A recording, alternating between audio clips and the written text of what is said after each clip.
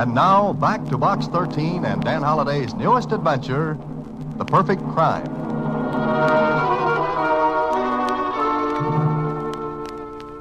John Dobbs? Dr. John Dobbs. I never heard of him, Mr. Holliday. Well, here, read this. Who's Who in American Education. Uh-huh. Our Dr. Dobbs is quite a personage. Dobbs, John H., Professor of Criminology and Abnormal Psychology. Author of over 15 volumes on crime and the criminal. That's enough, Susie. And now Dr. Dobbs says he's going to commit the perfect crime. Is there such a thing? Susie, any unsolved crime is perfect. Oh, maybe he's just kidding. He's a professor. He wouldn't do anything like that. That's exactly what I'm going to find out. At least I'll have an interesting evening. Dr. Dobbs was waiting for me when I got to his rooms. He was a harmless, pleasant-looking man of about, 65. He smiled shyly as he greeted me. Hi, I'm so glad you came, Mr. Holliday. How long can you stay? All evening, my time is yours. Wonderful. You think I'm a little crazy, don't you? Well, aren't we all? Oh, I suppose so. But let's discuss the perfect crime. Now, what is a perfect crime? One that isn't solved. Yes, of course. But 9 times out of 10, the crime isn't planned. I'm speaking about a planned murder, perfectly executed and perfectly hidden. Dr. Dobbs, you're a great man in your field. Therefore, you should know that no one ever gets away with it. Oh, why not? Because there's always some clue, some minute trace that leads directly to the murder. Oh, true. But suppose there were no clues, none at all. But you're leaving out an important factor. And that is? The body. It's hard to get rid of a body. Dr. Crippen was trapped. Trapped because police found the body of his wife in the basement. Yes. But suppose a body could be destroyed altogether. Well, it's never been done. With today's scientific police laboratories, even the tiniest clue can be built up enough to convince a jury. Yes, that's very true. But suppose the body of the murdered person were never found. It always has been. Granted. But suppose it were not. There'd be absolutely no proof of murder. My point exactly. Now, just a minute. First, you have to find a victim.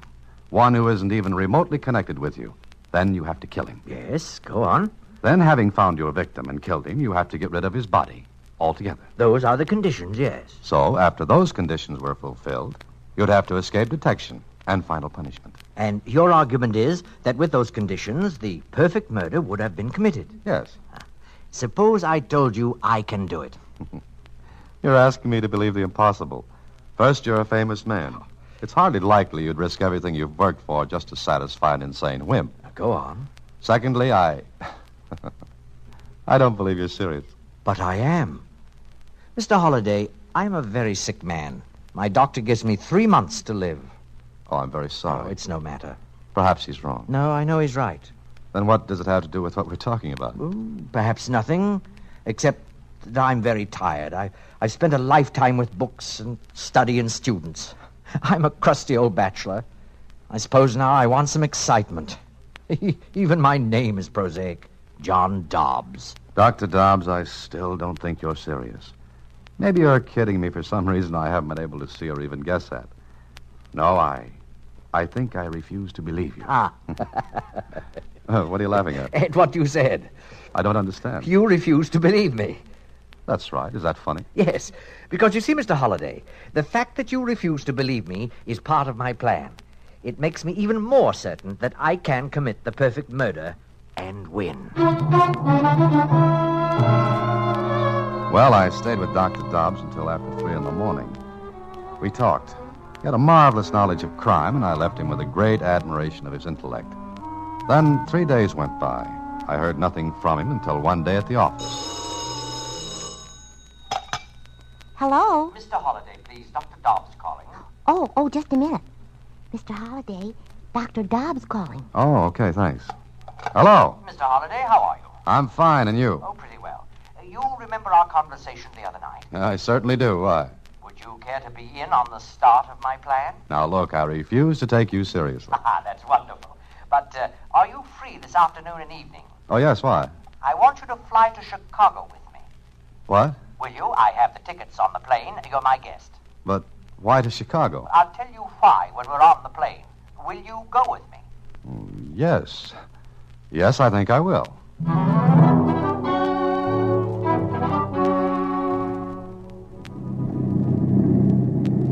like to fly, Mr. Holliday? Oh, I love it, do you? Oh, yes. It gives me a great sense of exhilaration. I'm untouchable up here. Why are we going to Chicago, Dr. Dobbs? Here, read this newspaper account of a murder. Police are at loss for clues in the Caroline Standish murder case. All leads have come to dead ends, and... Why do you want me to read this, Doctor? Because I'm going to Chicago to confess to the crime. You're what? I'm going to confess that I killed Caroline Standish. I don't believe that. We'll be in Chicago in exactly 1 hour and 20 minutes. Half an hour after we step off this plane, you and I will be at police headquarters, and then you will see. But you couldn't have killed this woman. Oh, yes, I could have. She was killed the day before yesterday. That was Sunday. Sunday's a holiday. It's not too long a plane trip from our city to Chicago, and Caroline Standish is a complete stranger to me. And being a complete stranger, she satisfies the first condition of the victim, that he should not even remotely be connected with you. Exactly. Now settle back, Mr. Holliday. We'll be in Chicago very soon.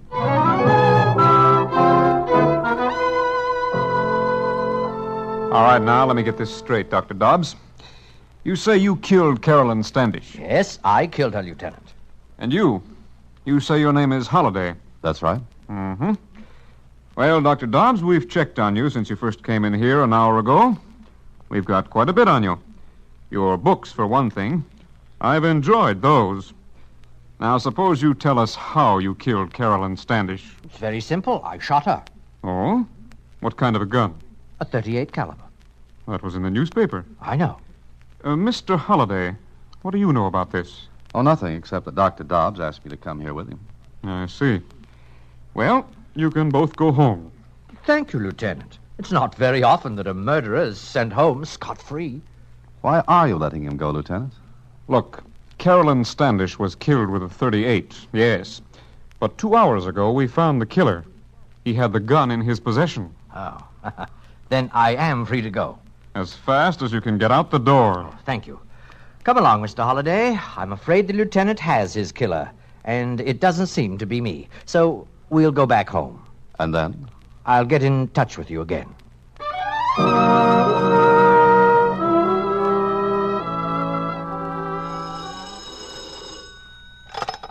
Hello. Mr. Holliday, this is Dr. Dobbs. Oh, you. Oh, you don't sound pleased to hear from me. Where are we going this time?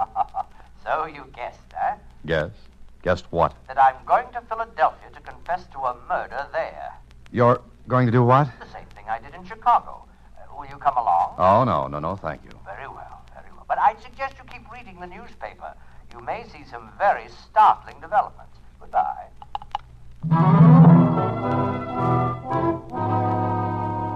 Mr. Holliday, I'm leaving for Boston this evening to confess another crime. Holliday, I don't suppose you'd care to go to Hartford with me?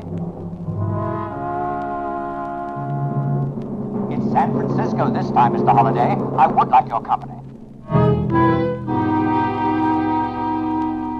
Well, it went that way for 2 solid months. Dr. Dobbs confessed to every murder that hit the newspapers, and every confession was laughed at. His name gradually became as well known to the police departments of the country as those of the public enemies number 1 through 20. Then he came to see me at my apartment. Well, Mr. Holliday, what do you think now? Look, Mr. Dobbs, I don't know what you're doing, but please, why don't you cut it out? Oh, are you feeling sorry for me? Look, every one of these newspapers has your name in it. You've made a laughing stock of yourself. Oh, does that concern you? Yes, it does. I admire you. I've read your books, and I've talked with you. Why are you so intent on breaking up a brilliant career? Because I intend to go through with what we discussed that first night in my rooms. I don't know whether you're trying to make a fool of me or not, Dr. Dobbs. But I'd rather you didn't count me in on your little escapades. It's no fun committing a perfect crime without an audience. What? I need you, Dan. You're very intelligent. You could appreciate what I'm going to do. Look, Doctor, forget all this and go back to the university. Say you did it as an experiment. Oh, well, I've already been given a vacation from the university. What do you mean? The publicity was bad for the school. The president suggested that perhaps I'd been working too hard and needed a rest. Well, you brought it on yourself. Oh, yes, I know. Now, I want you to do me a favor. What do you want? There's a small city about 300 miles from here. Go there with me. So you can put in another phony confession? No. So I can point out my real victim to you. Say that again. I want to show you my victim, the man I am going to kill, the man whose body will never be found, and the crime to which I am going to confess, this time legitimately. I don't believe you. Please, now go to the town with me. I'm now supposed to be a little cracked. Humor me? And if I do? Well, we'll have a little mental chess game, you and I. I'll give you the opening gambit, murder. From then on, it will be your job to checkmate me. Agreed? All right, Dr. Dobbs. I'll go with you. But this will be the last time. Understand? Yes, I understand. This will be the last time.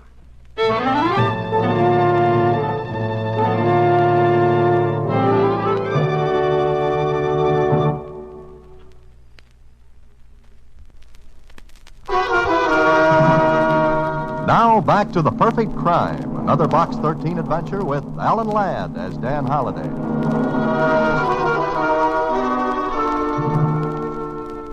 Well, I went with Dr. Dobbs to the small city, and he took me to a restaurant. He seemed to be looking for someone when suddenly... Look, Dan. There he is. Who? The man I'm going to kill. The one who just came in? Yes, look at him. Describe him to me. I want you to be able to recognize him any place, under any conditions. What for? Please, just do as I ask. Well, I see a man about your build. Yes. A little younger, perhaps. Yes. Nondescript. His name is Alexander Ferris, and he's a buyer for one of the department stores here. How do you know all this? I looked all over for a victim, and then one day I saw him in our city. I followed him, found out he lives here. Oh, he doesn't even know he's going to die. Dobbs, let's cut out this nonsense. But it's not. Ferris is a bachelor. He lives in a boarding house. Once a month he takes a trip to our city to buy for the store here. Go on, you're not finished. No, I'm not. I was going to add that Mr. Ferris is going to make one more trip to our city, and that one will be his last. Tell me one more thing. Why did you pick him? Because he seems the logical one. He does things by routine. He stays at the same hotel in our city. He takes the same train there and back home here. Oh, I hate monotony. Uh-huh. Now, suppose I should walk over to Mr. Ferris and tell him that a madman is going to kill him. Go on, try it. You know what he'd do. Yes, I think I do. He'd look at me as though I were the madman. Then he'd call for the police, and I'd be stuck in a nice cell until the police decided I was harmless. Exactly. All right, Dan. We're finished here. You've seen the victim. Now we'll go back home, and I'll let you know when the game begins.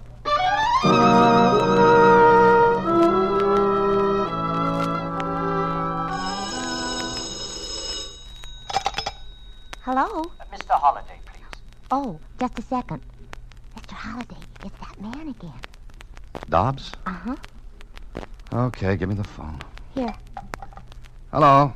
Look, Doctor, let's call off this race. I'm getting tired of it. Mr. Holliday, Alexander Ferris leaves his town this afternoon. He will arrive here at 7:30 this evening on the Lakeshore Limited. He will go to the Barrett Hotel. He will never leave there alive. Goodbye. Hello. Hello, Dobbs. Hello. What'd he say this time? Same thing, still harping on the perfect crime. Do you think he means it? He's got me over a barrel. I don't want to believe him. Sometimes I don't, but... But what? There's something earnest about him when he talks about it. Well, I can't take a chance. I'm going to keep my eyes on Alexander Ferris. I decided to warn Ferris, so that evening I met the Lakeshore Limited. I tried to get to him, but before I could, he hurried into a taxi. I grabbed the first empty cab I could find and went to the Barrett Hotel. Ferris had already registered and was disappearing into an elevator. I ran across the lobby, but the elevator door closed and Ferris was gone. I got his room number, 708. Took an elevator. We were just passing the 5th floor when... Those were shots, and they came from the 7th floor. I missed my guess. I didn't miss it because on the 7th floor... All right, back to your rooms. Go on, everybody. Go on. You too. You're the house detective? Yeah, who are you? My name's Dan Holliday. Did those shots come from this room? Yes, they did. Dobbs. Hello, Dan. What's happened? Look, I'll take care of this. Of course, but the shots came from that room. I know, because my room is next door. You're next door? Yes. Since I left the university, I've been living here. The house detective will verify that. Sure. But that's got nothing to do with this. Hadn't you better get inside the room and see what's happened? This is my job.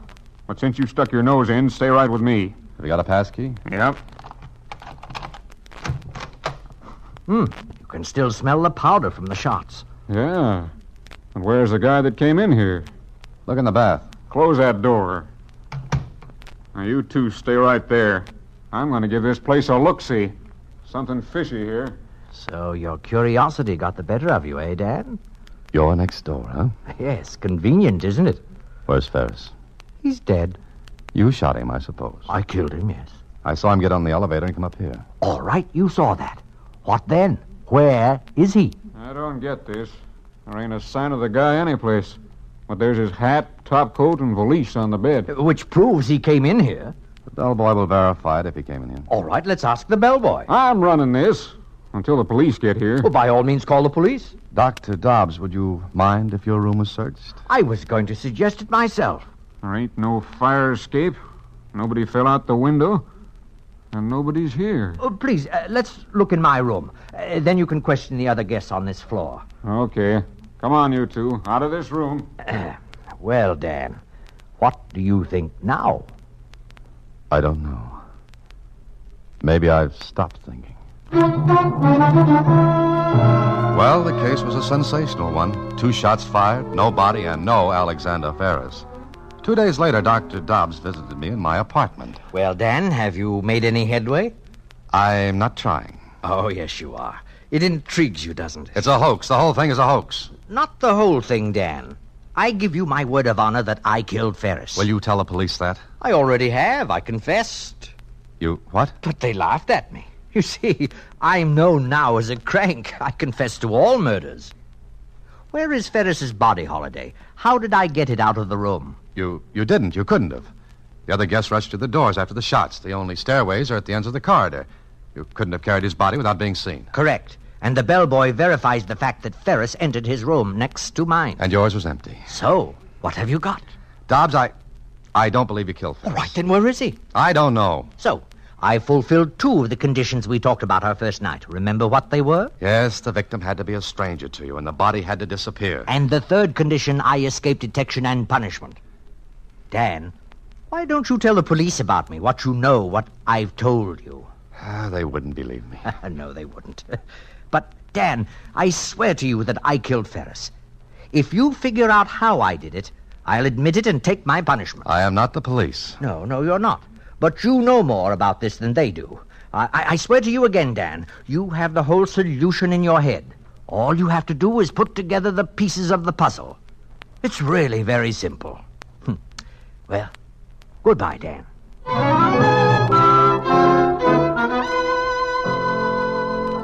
Mr. Holliday. Mr. Holliday. Oh, I'm sorry, Susie. I was daydreaming. About Dr. Dobbs? Dobbs. Gee, I think it's some kind of a joke. There just isn't anybody. They've been looking for almost a week now. That's what bothers me. Ferris is missing. He left his hometown, took the train, came here. I saw him, Susie. I saw him then.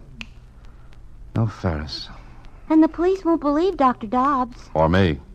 Kling thinks I'm in the same class as Dobbs. I know. Oh, well, thanks. It's got to be an answer, though. No one, not even an admitted genius such as Dobbs, could kill a man and do away with his body. But there isn't a trace. Look, Dobbs had about 15 seconds to kill Ferris and then hide the body. Yes? What were you going to say? I'm not sure. Dobbs said I had the whole solution in my head. Susie, ever see a magic act? Magic act? Oh, you mean a magician? Sleight of hand? That's right. Sleight of hand, illusions. Now you see it, now you don't. Watch the little lady disappear from under your very eyes. Keep your eye on the magician and miss how the trick is done. I don't know what you're talking about. I'm not sure I do, but I've got an idea. Susie, we're going to send a telegram. Where to? To Alexander Ferris's hometown, to the chief of police. But that's been done. You know that. Sure I do. But the other telegrams were about and concerning Ferris. Well, what's yours going to be? About a perfect stranger.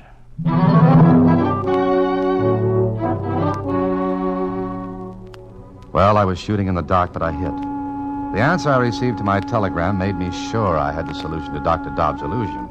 Smart police work in Ferris's hometown proved it. So that night, I went to see Dobbs. It's nice of you to come to see me, Dan. I was wondering if you'd forgotten me. Everyone else seems to have done so. No, you're not forgotten, Dr. Dobbs. Quite the contrary. Oh? How do you mean that? Just the way I said it. May I sit down? Certainly, please do. Thanks. May I offer you a drink? Oh, no, thank you. Mind if I have one? Please do. You've come to see me for a very special reason, haven't you? Yes, I have. Read this telegram. It's from the police in Ferris's hometown. Huh? Did you guess or did they? I did. I'm glad. Glad you were my audience. It was fun playing to you. Yes, you were the magician. I was the kid in the audience with his mouth open and his mind closed. Magician?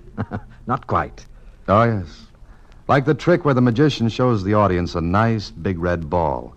He gets them used to seeing it. He conditions them to its size, its shape. Then he covers the ball with a handkerchief, makes a mystic pass, and the ball is gone. Go on. What then? Ah, but the ball never disappears. It never goes under the handkerchief. All the audience sees is a similar shape, outlined under the silk. Yes, I'm very happy I chose you as my audience. I'm not. I don't like to be the one to catch you. Well, why not? I took the risk. Ferris never came to the city. You got off the Lakeshore Limited that night. And what else, Dan? You called me and told me Ferris would come here. That day, in his hometown, you pointed him out. You made me take a good look at him. About your height and build. I even mentioned that, I think. Yes, you did. Go on. Before he left, you came here. You intercepted him, killed him, in his own hometown. You took his top coat, hat, and valise. Then you dressed him in entirely different clothes, took his body to the freight yards. That telegram from the police there verifies that an unidentified man was found dead. Yes, unidentified because the police weren't anxious to identify that body. But they did this afternoon. Dental work proves the man to be Ferris. You see, Dobbs, there's always a clue. Always. There is no perfect crime. But just a moment. There were 3 conditions to the action of committing a perfect murder. Now, I fulfilled 2. Now the 3rd. I must escape detection and punishment. How is anyone going to prove what you've just said? By your admissions, Dobbs. The police are in the next room and outside in the hall. They've heard every word. Oh. There are still a few things to clean up, but there isn't time, is there? I still have to escape punishment. I'm sorry, but you can't. Okay, boys, come on in. Well, the police. But, Dan, I still say I've fulfilled the last condition, to escape punishment. It's a good thing you didn't take the drink I offered you. I knew as soon as you came in that you had me. Dan, explain how I did it. It's no fun doing something clever if no one appreciates it. Dobbs. Dr. Dobbs. So long, Dan. Don't forget to explain the rest. It's been a wonderful chess game. Now, checkmate.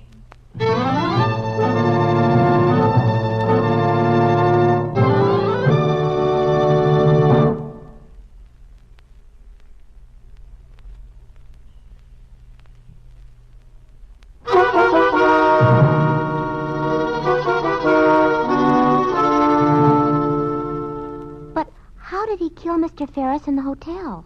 I told you. He didn't, Susie. He killed Ferris in the man's own hometown. You see, I thought I'd followed Ferris to the hotel from the station, but I had followed Dobbs. And then? Very simple. Dobbs had reserved a room next to Ferris's. Then, disguised as Ferris, he went into the room Ferris had reserved. Dobbs took off the top coat, hat, put the valise on the bed, fired 2 shots, blanks, then slipped quickly into his own room. Do you see? Oh, sure. Leaving the other room empty. Right. So everyone was looking in the wrong place for Ferris. Everyone assumed he had really come to this city. Like the old trick with the ball, Susie. You think you see it, but you don't. So you look in the wrong place. Gee, he was really smart, wasn't he? Susie, just remember this. No matter how smart you are, there's always somebody who'll trip you up. Everyone makes mistakes. But Dr. Dobbs didn't. Oh, yes, he did. He made the same mistake I did. He looked in the wrong place. Well, what do you mean? You see, I had to trap him into a confession. He assumed that dental work would identify Ferris's body. But the man found in the freight yards had perfect teeth and no dental work. Good night, Susie. Listen in again next week when, through the courtesy of Paramount Pictures, Alan Ladd stars as Dan Holliday in Box 13. Box 13 is directed by Richard Sandville, and this week's original story was written by Russell Hughes. Original music is composed and conducted by Rudy Schrager, and the part of Susie is played by Sylvia Picker. Vern Karstensen is in charge of production. Box 13 is a Mayfair production from Hollywood. Watch for Alan Ladd in his latest Paramount picture.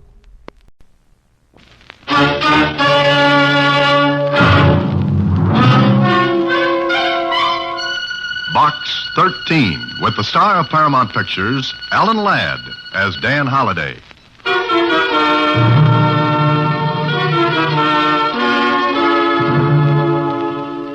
Dear Box 13, care of the Star Times. If that there ad of yours is on the level, if you'll go any place, do anything, I'll be waiting for you at 3 tomorrow afternoon in the park. I'll be sitting on one of the benches near the lake. I'll be sitting on one of the benches near the lake. And you'll know me because I got red hair. That was the letter written on the back of an old handbill. Poor Red. I wonder if he would have written a letter had he known what was going to happen.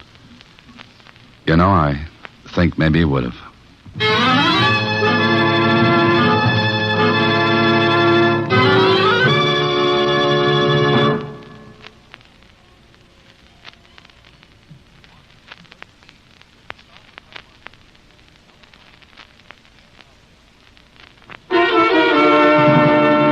And now, back to Box 13 and Dan Holliday's newest adventure, The Philanthropist.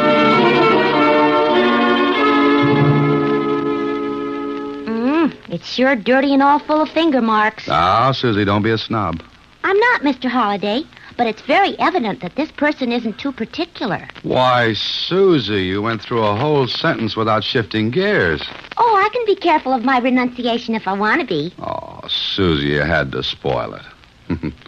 Never mind, it's a fine day, so I'll be in the park by 3 o'clock to see what Red has on his mind.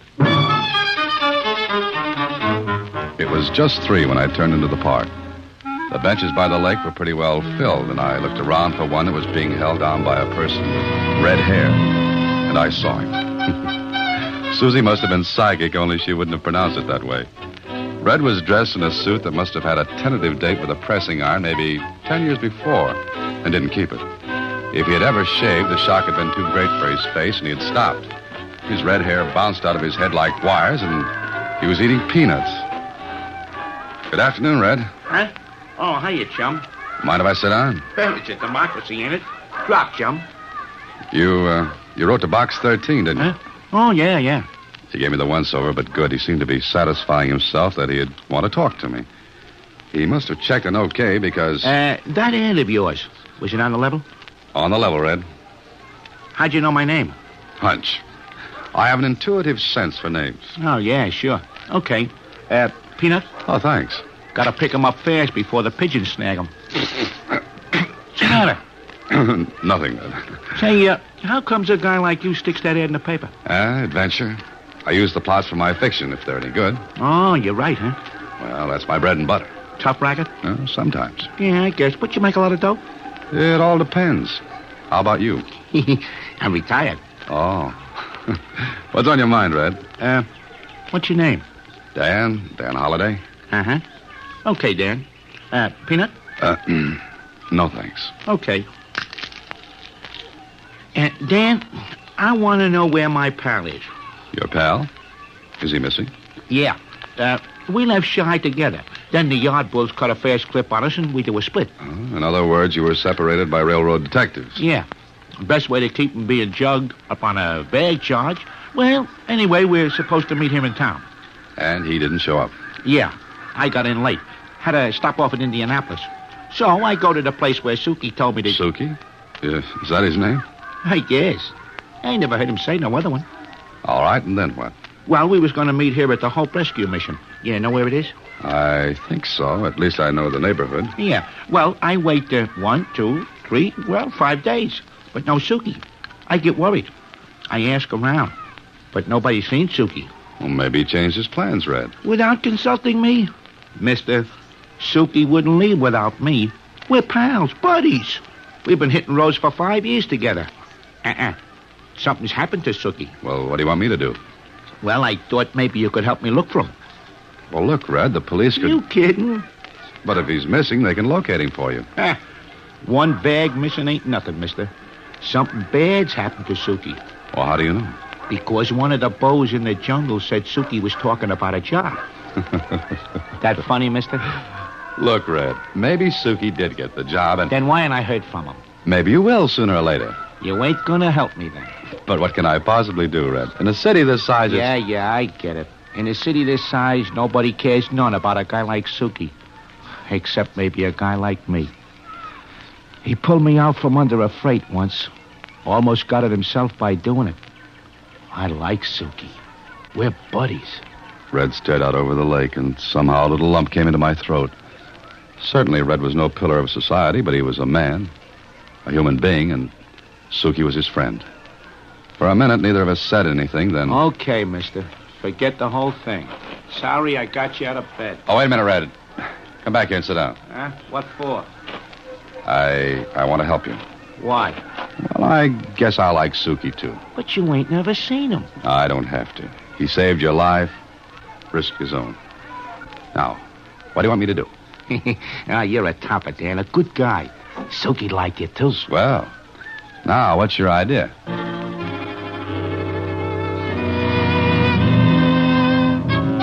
Well, Red had an idea that we could find out what became of Suki by going to the mission. But as Red put it, I'd have to dress differently. So that night, I wore my oldest suit. I helped it along a little by dipping it in water, then letting it dry. Oh, yes, and I forgot to shave. I had something to eat, then went to meet Red at the Hope Mission. It was typical of the missions that do a great job helping, well, men who need it. It was clean, neat. And when I got there, the men were just sitting down to supper at a long wooden table. I was looking over the room when... Good evening. How are you today? Huh? Oh, fine, thanks. You're just in time for supper. Sit down, won't you? Well, you see, I... Now, this is your first time here, isn't it? Well, yes, it is. That's perfectly all right. You needn't feel embarrassed or ashamed. Now, you come and sit down to a nice hot meal. Well, that's very nice. My name is Work, Mrs. Work. I superintend the mission here. My name's Dan. Very well, Dan. Now, just come with me. I followed her to the table. She made me sit down, then put a bowl of soup in front of me. I wasn't hungry. I'd there just you eaten... are, Dan. Now, just you go to it and you'll feel better in a jiffy. Gentlemen, this is Dan. Dan, these are my boys. Hello, fellas. Is the soup all Glad to right, see you. boys? What's the matter? Huh? What'd you say? Something the matter? No, why? Eat the soup, then. Well, I don't... You want to hurt her feelings? Well, of course not, but Then eat the soup, Bub. Look, I don't see how I can eat it when I just got... Look. You gotta eat the soup, Bub, and I'll show you how. Like this. It's easy, see? Now eat it. Okay, you start and I'll find the right key. There. Good, ain't it? Swell. New here, huh? Yeah. Where'd you pull in from? Shy. Good town. Oh, swell. You ain't eating the soup, Bub. It's hot. Blow on it. Okay. See Red this evening? Red? Yeah, Red. Oh, Red. Yeah, he was here. Was? You mean he left? Yeah, he picked up a letter that was here from. A letter? You picked up a letter? What are you, a spy or something? I'm a friend of Red's. Oh, well, he was here. Like I said, he had a letter and beat it. Did you see who the letter was from? What am I, the postmaster? Shut up and eat your soup. Okay, but it's still hot. Well, I ate the soup, and I stayed in the mission until 10 o'clock. Red didn't show up, and that worried me because I knew that for all his toughness, he was anxious and worried about Suki. Then when I decided not to wait any longer... All right, gentlemen, we're going to have our song now. You'll find the song sheets on the chair. Well, I'll see you later. Where you going? I got a date. It'll keep. You heard what Mrs. Work said? We're going to sing. But I've got to leave now. You're going to sing. You ate the soup and you're going to sing. What's the matter? You don't appreciate this, huh? Of course I do. I think it's a wonderful thing, but Well, then sing. Here's a song sheet. Now, and we're going to sing number 4. Everyone has a sheet? Can you sing loud? Deafening at times. That's good enough. And keep on key. I don't like sour notes. Oh, I'll try to be operatic about the whole thing. Well, here, hold the sheet up. Until we can get a melodeon, we'll have to do the best we can. All right, here's the first note. Now, 1, 2, 3. Right here in the corner where you are. Sing, Bub, sing. Right in the corner. Right in the corner where you are. Well, I sang, then I left. I wondered about Red and wondered about that letter. Was it from Suki? It wasn't until the next day that I got the jolt. I was in the office when Susie brought me the morning paper. Morning paper, Mr. Holliday, and the mail from Box 13. Oh, thanks, Susie. What's new in the world? Not much, and only 3 letters for Box 13. One from a lady who wants to know if you take babysitting. Oh, that's too much of an adventure. Then there's one from a man who wants you to leave your brain to science. Oh, great. This is great. Then here's one from a woman who wants you... Hey, What's the matter, Mr. Holliday? this item in the paper here. Accident. Rail yards. Vagrant. Killed. Description. Hair red. Susie, I've got to leave for a while. I'll see you later.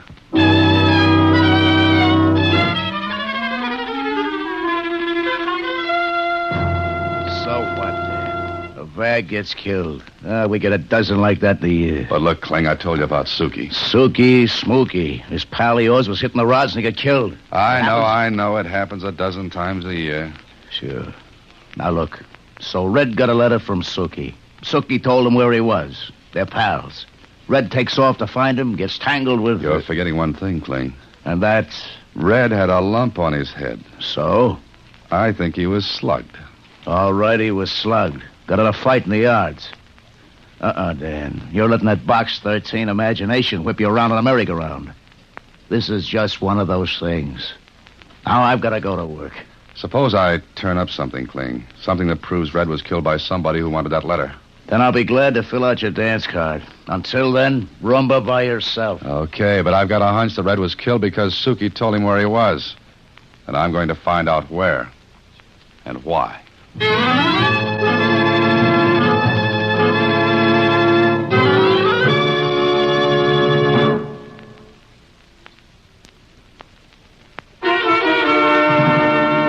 And now back to The Philanthropist, another Box 13 adventure with Alan Ladd as Dan Holliday. Sure, I was going to find out where and why. It sounded a lot easier than it turned out. But I still believe the place to start looking was a rescue mission. I haunted it. Went back night after night, day after day, until finally my face was as familiar there as the surface of the floor. Then one evening... Good evening, Dan. How are you? Oh, fine, Miss Work. How are you? Splendid. Do you like it here, Dan? Yes, I do. I've been watching you. Somehow you don't seem like the others. Why not? I'm no different from them. No, not in so many words. But, well... What's the matter? Dan, wouldn't you like to help yourself? How do you mean that? Oh, get a job, rehabilitate yourself. Do you think I need it? All of us do, more or less. Now, there's a gentleman who's done so very much for the mission here. Contributions, furniture, lots of things. And? He's done quite a bit for other missions, too, I understand. I want to send you to him, Dan. Why? What can he do for me? I've sent other men to him. The ones I think are worth the effort. And you think I am, is that it? Yes. And what'll he do for me? If he likes you, he may give you a job if you want one. You say he gives jobs to other men from other missions, too? Yes, I believe so. Oh. Okay, Mrs. Work. I'll give him a whirl. Fine, Dan. Splendid. I'll give you his name and address, and you go see him the first thing in the morning. Maybe this was the lead I'd been waiting for. Red had spoken about Suki going to get a job. Okay. I looked at the name on the slip of paper Mrs. Work gave me. It was Philip G. Rockland. And the next morning found me sitting across from him in his office. Well. So Mrs. Work sent you, did she? Yes, sir. Fine woman, splendid. Magnificent work she's doing down there. Yes, sir, it is. In my own little way, I try to help as much as I can. Yes, that's what she said. Mm-hmm. How old are you, Dan? 32. I see. Somehow you don't seem like the usual type she sends to me. What is the usual type, Mr. Rockland? Oh, it's no matter. But do you really want a job, Dan? Yes, sir, I do. Mm-hmm. For the wife and kiddies, eh? No, I'm not married. Oh, too bad. And then it's because you want to show your relatives that you can make a comeback? I have no relatives. Mm-hmm. That's what I wanted to hear. What? Well, you see, I never give jobs to men who have relatives. I feel as though I should be helping those who are out all alone in the world. I want to reach out and make men feel, well, that there is someone who cares. Do you see that, Dan? Yes, I do. It's very generous of you, Mr. Rockland. Oh, nothing at all. My own little contribution toward making this a better world. Well, Dan, I think we have just the job for you. But you'll have to leave town. Leave town? You mean the job's in a different city? Well, yes, it is. But don't you worry. I pay your transportation. Not first class, but you'll get there. And it just so happens that you'll be the last one to take this kind of job. It's all I have.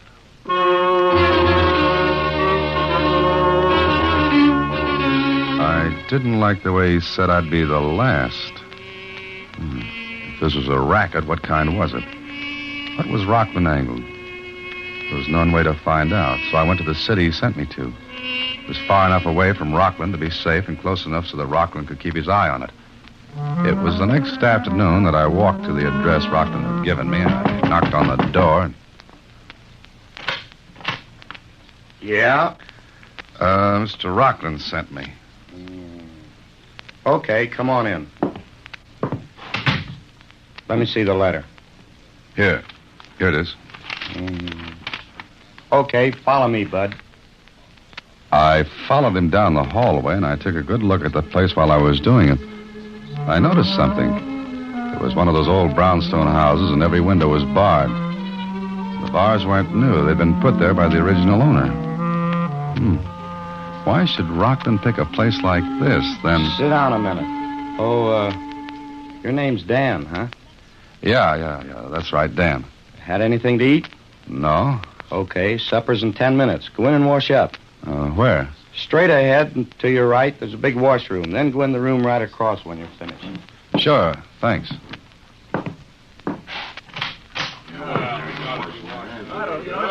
There were about 7 other men in the room, talking, washing their hands, smoking. One of them looked up when I entered. He seemed to be expecting someone. Then when he saw me, he went back to washing his hands. I moved in next to him. Hiya, fella. Hi. Just come, huh? Yeah. Hey, what is this joint? Softest touch in the world, guy. What's your name? Dan? Yours? Call me Suki. Suki? Yeah, why? You a pal of Red's? Red? Hey, where is he? Why didn't he come? I've been waiting for him. Red's got to get in on this thing. Red was killed, Suki. What are you giving me? I told Suki about Red, but I didn't mention what I was doing in the game. When I finished... Red killed. He was coming to meet me here. I sent him a letter telling him all about it. You sent him a letter from here? Yeah. We ain't supposed to do no writing or tell anybody about this, but Red's my pal. I wrote the letter and snuck it out, but... Suki, I think Red was killed because you sent him that letter. Huh? What are you yapping about? What are you All right, you guys, supper's on. Come on. I'll talk to you later, Suki. Yeah, after supper in the sleeping room.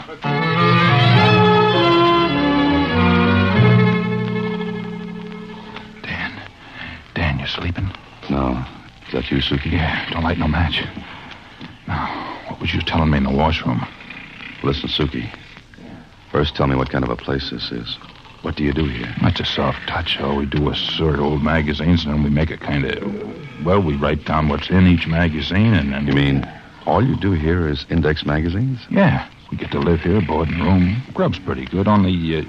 Only what, Suki? Well, we ain't allowed to leave. We got to stay here. Only place we go out is in the backyard. I don't get it. I don't get it at all. Oh, what's the difference? It's a soft touch. We each get a couple of bucks after we fixed up 10 magazines. And... What's the racket, Suki? What's the racket? There ain't none, but Hey, It's the nose counter. Make sure we're all in. I gotta get back to my bunk. The same man who'd let me in came through and checked each bunk. What was the angle? I lay there watching, waiting, thinking. The moonlight filtered in through the bars at the windows, and suddenly I remembered something else. The doors. Big, heavy, reinforced. Then the man came close to my bunk. I could feel him looking down at me. I must have looked as though I was sleeping like a baby. He walked on and out. And he locked the door after him.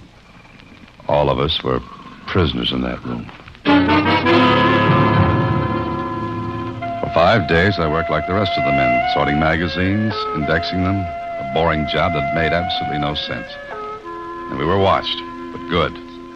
No letters in or out. Doors locked at night, windows all barred, 2 men watching us, checking us.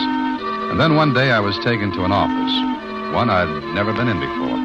Rockland was there. I've called you in, Dan, because there's a little formality to be gone through. Formality? Yes, the other men have gone through it. Workman's compensation policy. We'll take you to the physical examiner this afternoon. It'll be all over in a jiffy. Oh, I see. Do I have to sign anything? Oh, no. Everything's been taken care of. It's a matter of form, you understand. Oh, sure. Excellent. At 2 this afternoon, then. So at 2 that afternoon, I was given a physical examination. I passed, but I was beginning to get an idea. One that made me a little sick, scared. That evening after supper, I got Suki to one side and told him what I thought. Oh, but you're crazy, Dan. You gotta be. They couldn't get away with anything like that. Listen to me, Suki. Every one of us here have been insured. Not one of us has any relatives. We've been screened, picked carefully for just that reason. But there's 9 of us here. They can't kill 9 guys to get that insurance. Suki, this looks like a legitimate business. Rockland hires us. We work here. We're insured for small amounts, sure. But 9 men add up to $9,000 in policies. And how do we know how many more places there are like this? It's nuts. It don't make sense. They'd be on a murder rap, sure as shooting. The insurance company would What get if on. it's an accident? What kind of an accident would kill 9 guys at once? That's what we've got to find out. Don't you see? Red got that letter from you. They found out about it. Red must have talked at the mission, and to keep anyone from finding out where you were, Red was killed and your letter taken off of him. Dirty. What do you want me to do? We've got to look this place over. Tonight. That night, Suki and I got out of bed before the checker came around. We made a quick tour and found out it was a perfect setup for a fire. Sure, a fire. Locked doors, barred windows. Men trapped in there, and it would be just an accident. What could anybody prove? Anybody who set up a gimmick as clever as this one would have all the angles covered and his tracks wiped out. But what are we going to do? We can't get out. We're watched every minute. We've got to get out soon. If we don't, we're cooked. And I mean cooked. Tell the other guys there's 9 of us, only 3 of them. No, Suki, we've got to pretend we're still patsies for them. Let them think we're not wise. And don't tell anybody, Suki. Suki and I worked out a plan. The bars on the washroom windows. How's it coming, Dan? Yeah, pretty good. Chipping away the stone with a nail is slow work. Just 3 bars. Get 3 bars loose. That's all we need.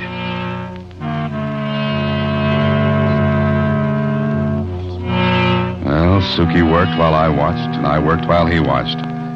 We finally got 3 bars loose. It was working against time because I was sure the thing would happen any time now.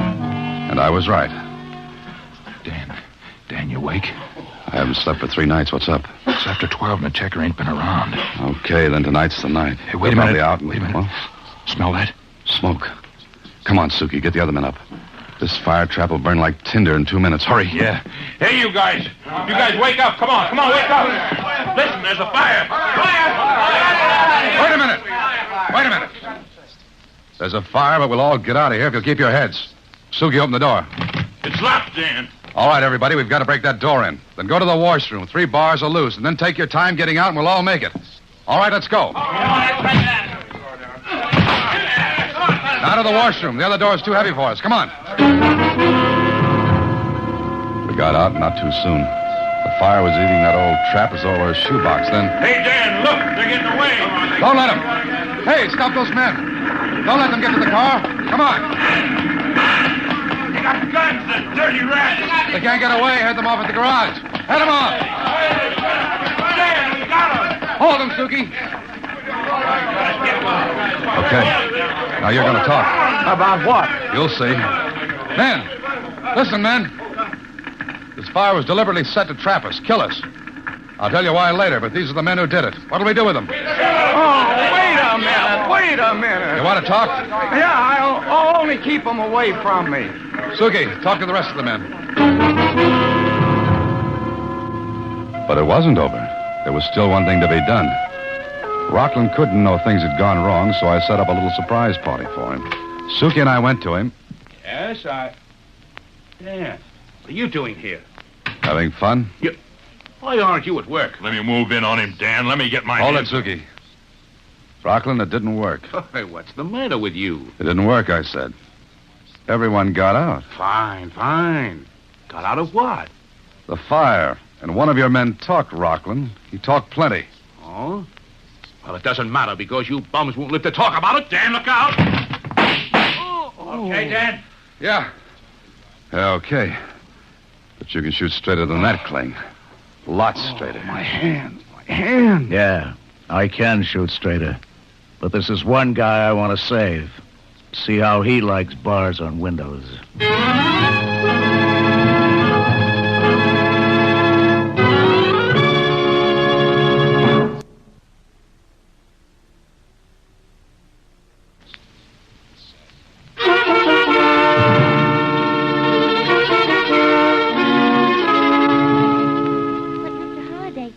Any of those men have escaped from that awful house? Sure, Susie, sure. But when he did, he'd end up in an accident like Red. Oh. What are you thinking about, Mr. Holliday? Oh, nothing, Susie. I was just saying goodbye to a friend. Huh? Oh, Suki. He wouldn't stay? No, he wouldn't. Oh, and that reminds me. Make out a check to the Hope Rescue Mission. Okay. For how much? I see, 2 weeks, room and board. I think that's what I owe. Oh, and Susie, tack on enough for a melodeon, will you? Uh-huh. Can I do it after lunch? Sure. Say, what are we having? Soup. Huh? Oh, good night, Susie. Next week, same time, through the courtesy of Paramount Pictures, Alan Ladd stars as Dan Holliday in Box 13. Box 13 is directed by Richard Sandville with an original story by Russell Hughes. Original music is composed and conducted by Rudy Schrager. The part of Susie is played by Sylvia Picker, and that of Lieutenant Kling by Edmund MacDonald. Production is supervised by Vern Karstensen. This is a Mayfair production from Hollywood. Watch for Alan Ladd in his latest Paramount picture.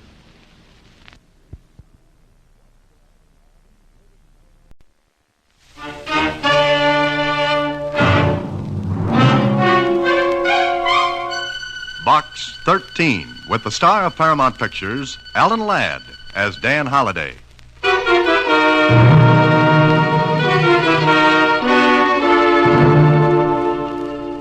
Dear Dan, I know all about your Box 13 ad in the Star-Times, but I'm writing to you as a friend to come and see me. As you know, I'm teaching at Riddell College, not too far from where you are. Frankly, I've got a problem. I don't know whether it's anything you get excited about.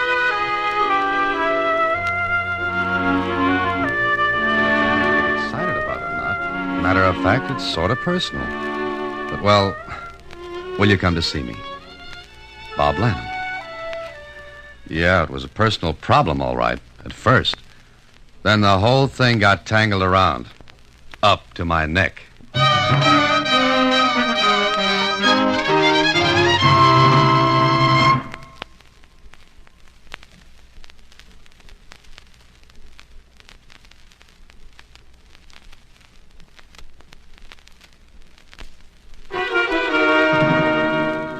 And now, back to Box 13 and Dan Holliday's newest adventure, The Professor and the Puzzle.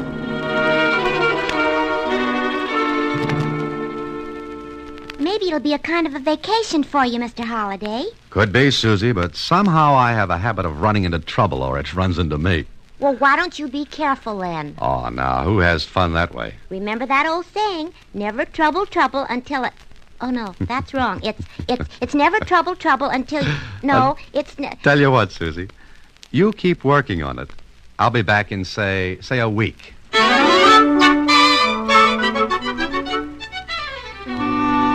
Riddell College in the northern part of the state was one of those little places where classes are more important than football, and education is still the prime reason for the buildings being there. I drove to the campus, found the teachers' club where Bob stayed. He was a bachelor. And later at dinner... I don't know, Dan. Maybe all this is silly, but... Well, I thought perhaps you could help. Well, I can't unless I know what's troubling you. Well, I was engaged to be married. Was? Who changed whose mind? Evelyn. I mean, she changed hers. Oh, I'm sorry, Bob. What happened? Well, I don't know, Dan. Everything was fine for a while, and then, poof, it's all off. And you don't know why? No. Well, did you say something? Do anything? Not that I know of, but... But what, Bob? Listen, let's forget it. I almost sent you a wire telling you to forget my letter. But you didn't. Which means you've got something else on your mind. Want to spill it? All right. But don't let Evelyn know I told you. Well, of course not. Well, everything was fine, as I said, until her uncle committed suicide. Suicide? Oh, I'm sorry, Bob.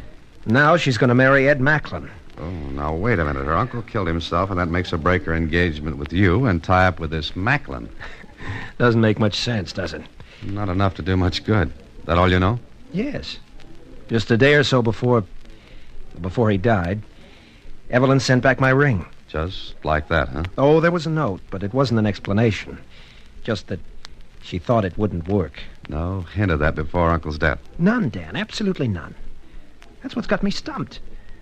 But I could understand it if it wasn't Ed Macklin. He's lots older than she is. Why, it was a kind of a joke between us that he... Who is Ed Macklin? Well, he was her uncle's assistant. Assistant? I'm making this as clear as a mud puddle. But Evelyn's uncle, Professor Gardner, was professor of mineralogy. Macklin was his laboratory assistant. Oh. And that's all I know. You sure? Well, of course. All right, now the $64 question. Why did Professor Gardner kill himself? Dan, believe me when I tell you he didn't have a reason in the world. Not a single reason.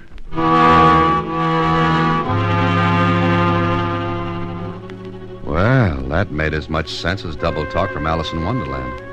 Bob stuck to it, too. The Professor Gardner didn't have a reason to kill himself. Evelyn, it seemed, had been raised by him. He was like a father to her. He was respected, well-liked, famous in a small way for his pamphlets and articles. And I got an explanation of his specialty later from Bob in his rooms. He was a crystallographer, Dan. That means he studied the crystallization of minerals. You see, each mineral has its own particular crystalline formation. Salt, for example, that's common table salt, crystallizes in a particular way. Galena, we used to call it the crystal in the old radio sets, you remember? That has another form of crystallization. Well, Professor Gardner was an expert. Well, was he working too hard? I don't think so. It was never work for him. Oh, I see. Well, what do I do now? I don't know. I thought maybe you could... Well, I guess it's hopeless. Look, Bob, is it certain that Professor Gardner killed himself? What do you mean? Well, you said there was no reason for suicide. There wasn't. Would anyone have wanted to kill him? No. You're sure, Bob? I said no. Everybody liked him. Maybe somebody didn't. I didn't know of anyone. And suddenly Evelyn breaks off her engagement with you just after her Now, uncle... look, Dan, I'm sorry I got you up here. I guess I was stupid to write to you. Go back and forget the whole thing. You're afraid Evelyn's involved. I'm not. That's what's in the back of your mind, but you're afraid to say so. I said I'm not. Okay, Bob. Still want me to go back? Well? No. No, you find out what you can, Dan. Without getting anyone in trouble. Trouble has a bad habit of popping up. I don't want it to. But you still want me to stay? I guess so. All right. But get this straight, Bob. I am not a detective. What do you mean by that? If I find anything fishy about this, I'll have to call the police. They've already been in. All right. I'll start from here. For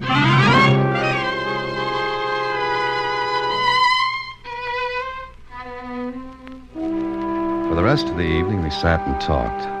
Bob was nervous. He wanted me to help because he was in love with Evelyn. But he didn't want me to help because he was afraid of what might turn up. Well, what could turn up? I found out. It was the next morning that I put in a call to Lieutenant Kling. Waited a half hour. Then ambled down to the local police department of Riddell. Oh, yes, Mr. Holliday. Lieutenant Kling called here. Told me about you. I asked him to. Name's Carson. I'm chief of police here. Yes, I know. What can I do for you, son? Well, if I'm butting in where I don't belong, just say so, will you? Can't tell that till you spit out what's on your mind. Chief Carson leaned back, lighted a corncob pipe, and waited for me to start talking. I liked him. Behind that pink face was a good, shrewd mind. I told him I had come to Riddell, and when I'd finished... Uh-huh. You ain't a detective. No, not even a private one. Just helping a friend, eh? That's all. Well, can't say as I can tell you any more than Bob Lanham did. You sure? Yep. Found Professor Gardner in his laboratory. Oh, at the college? No, he had a little workshop back of his house. He was sitting at his table there, his own gun in his hand. Shot himself through the heart.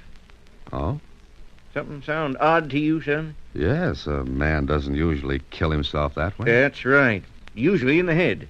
But that's the way it was, huh? Mm-hmm.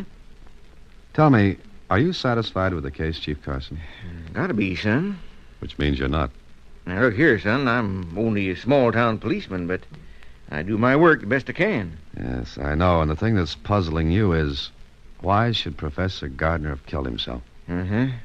Or, if he didn't, who else would have? And there's no one else. Nobody stood to gain nothing. Wasn't a rich man. His niece? No, I'm sure she didn't. What about Ed Macklin? Nothing to gain. Got it marked down as suicide, son. Just as dead end as a blind rabbit burrow.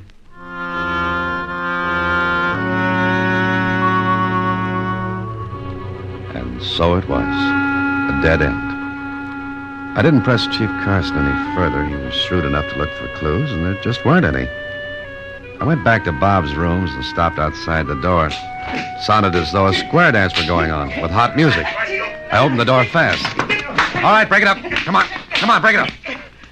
Bob, stop. Bob, get back now. Try it again, Lanham, and I'll turn it. Dan, get out of the way. Now, cut it out. Oh, let him come on. Get out of here, Macklin. For now, sure. But try to see Evelyn once more, and I'll beat your head in, that's all. He's a little bigger than you are, Bob. All around. I'll kill him. Now, take it easy. What happened? Well, I tried to see Evelyn this afternoon. She wouldn't talk to me. Macklin came in a couple of minutes ago, and... Well, you saw what was happening. Yeah, I did. It's a nice eye you've got there. Shut up. Oh, now, look. Remember me? I'm sorry, Dan. Okay. So that's Macklin. Uh-huh. Sit down, Bob. I don't want to sit down. Sit down. All right. Now, that's better. Now, how far do you think you're going to get by running into his fist? Now, listen, Dan, I've got to see Evelyn. I've got to find out what's going on. All right, maybe we will. Why is Macklin afraid to let you talk to Evelyn? I don't know, Dan. I take it he's, well, to use an old-fashioned word, a rival. I never thought so. But then... Just before her uncle's suicide, she suddenly switches to Macklin. But why? Why should she? If we find the answer to that, Bob, we'll find out a lot of things. Now, let's get a side of beef and fix up that eye. You're going to look pretty silly teaching class tomorrow with a shiner.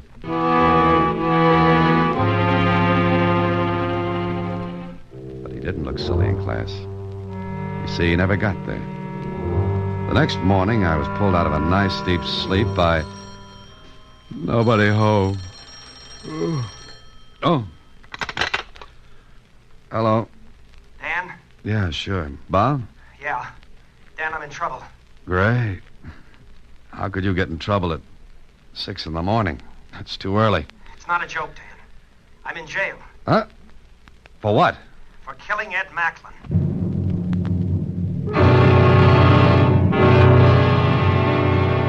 Of course I didn't kill him. I believe you, but look, haven't you got any alibi at all for last night? No. When you left me, I went for a walk to think things over. Fine. Everybody goes for walks when somebody gets killed. What time was Macklin killed? Just about the time I was out for that walk. Morning, Holiday. Nice day. Oh, hello, Chief. You want some breakfast, son? No, nothing. Well, you got to eat, son. Got some ham and eggs. Nothing, I said. Bring it, Chief. He'll eat it. Uh-huh. You want anything? Meaning me? Yeah. Okay, thanks. Oh, not at all.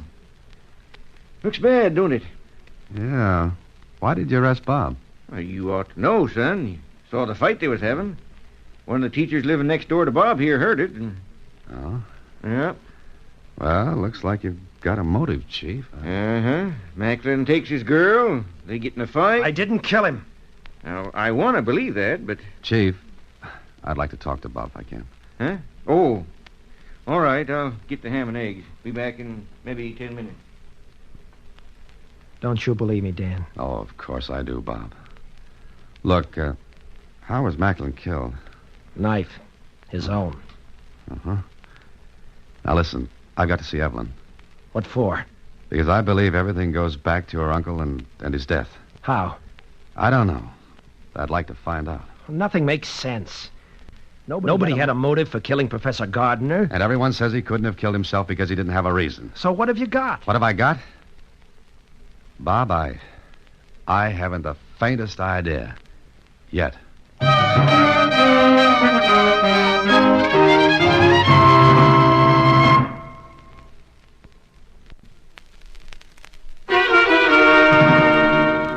And now back to The Professor and the Puzzle, another Box 13 adventure with Alan Ladd as Dan Holliday. I didn't have a thing.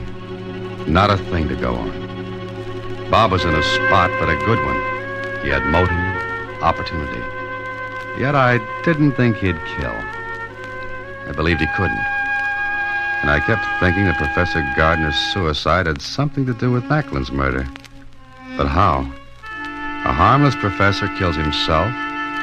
His niece suddenly breaks off her engagement and switches to another man, and that man is killed, and who gets the brass ring on this merry-go-round? Well, it was about time to see Miss Evelyn Gardner. I found the address, drove there, and...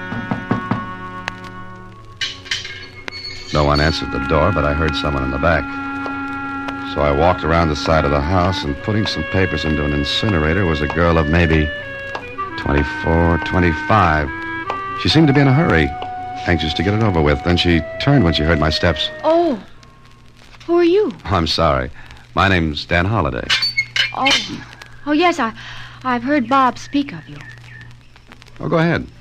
Finish what you were doing. Well, I haven't got a match. I wanted to burn this rubbish. Oh. Here's a match. I'll light it for you. Oh, no, I can do it. Oh, it's no trouble. I said I'd do it.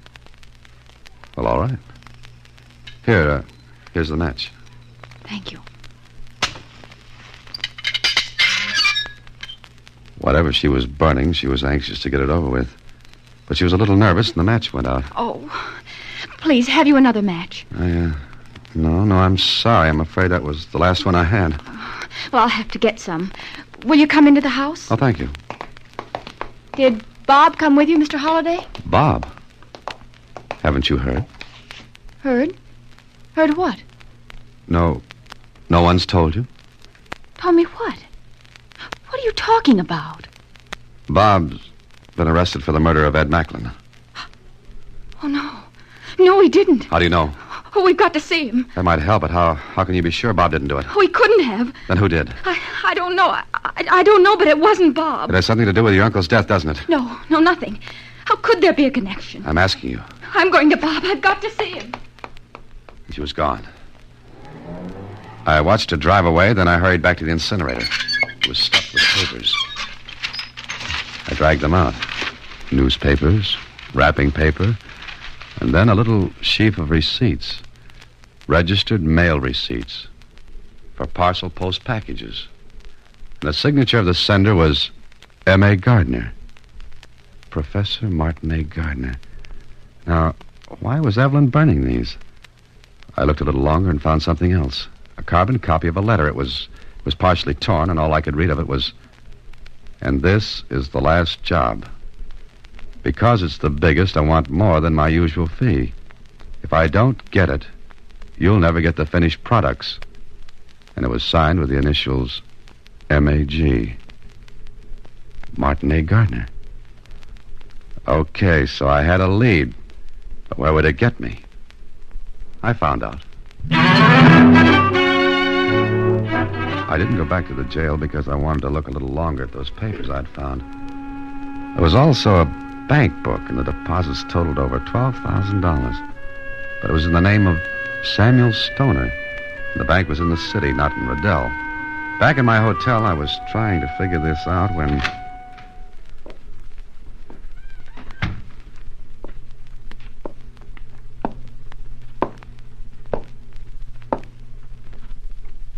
Hello. You know, that thing's liable to go off. Yeah, it could. Mind if I sit down? I wasn't expecting company. I'll sit down anyway. Okay. Now that you're rested, goodbye. In a hurry?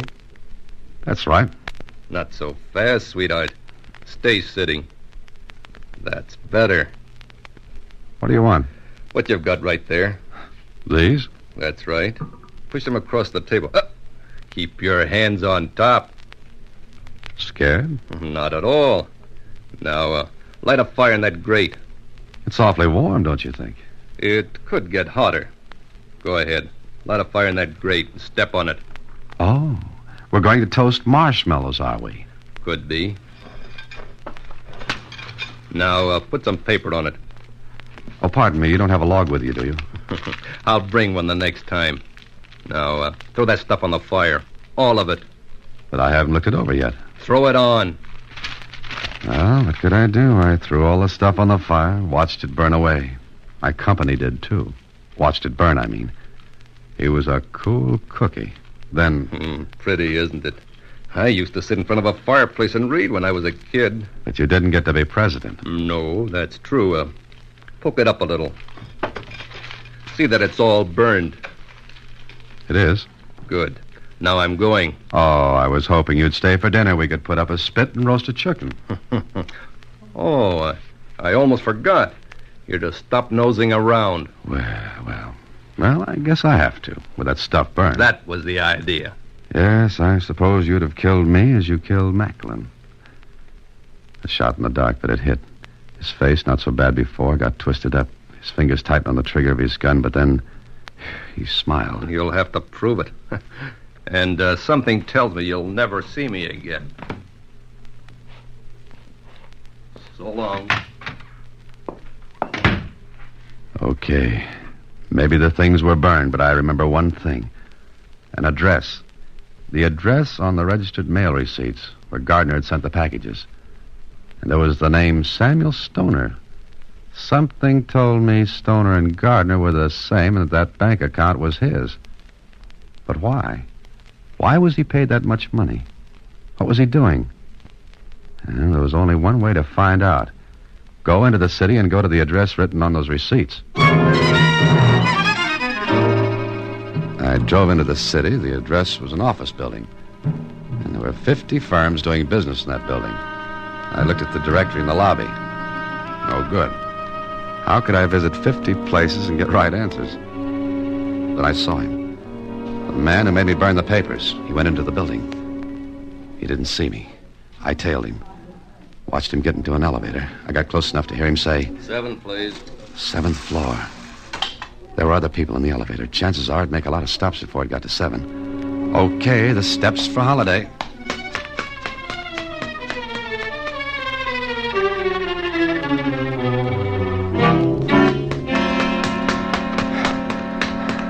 I wondered if I'd made it then.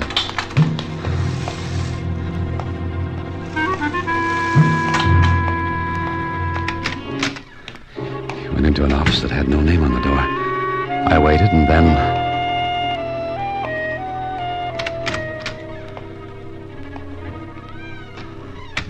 was an outer office with no one in it. What about it? Then I heard voices. Are we clear? Macklin's dead. You killed him, I suppose. Uh-huh. But it looks like someone else did. It was a perfect setup for a frame. Oh, the niece business, huh? Yeah. Oh, and there was another guy nosing around. He picked up some stuff the girl was going to burn. Who was he? Why didn't you Look, 2 bump-offs are enough. I only signed for the Gardner job. All right. Here's your money. Now that I know what the gimmick was, I want more. Oh? Yeah. Don't reach for anything. All right, I'll cut you in on this. That's better. Wait a minute. This other fella. Don't worry. I made him burn the stuff he took from the incinerator. You idiot, you should have... I told you killing Macklin wasn't in on the deal. But he had this. I had to kill him to get it. You sure you're clean on the Gardner thing? I know I am. I killed him with his own gun while the machines in that shop were running. Nobody heard the shot. Suicide. All right, now get out of here. I'm taking this with me. Put that down. Don't worry. We'll split on it. I just want to make sure there's no double cross. Now, see you later. I stepped back, waited. Then as he came through the door, I knocked the gun out of his hand and grabbed it. Stay where you are. What the... Well, so you a fellow. Shut up. I'll take what you brought back. No. Hand it over, Cookie. Come on. Well. Okay, let's all take a trip to headquarters. Well, with those 2 sweethearts safely tucked away, I began to put the pieces together.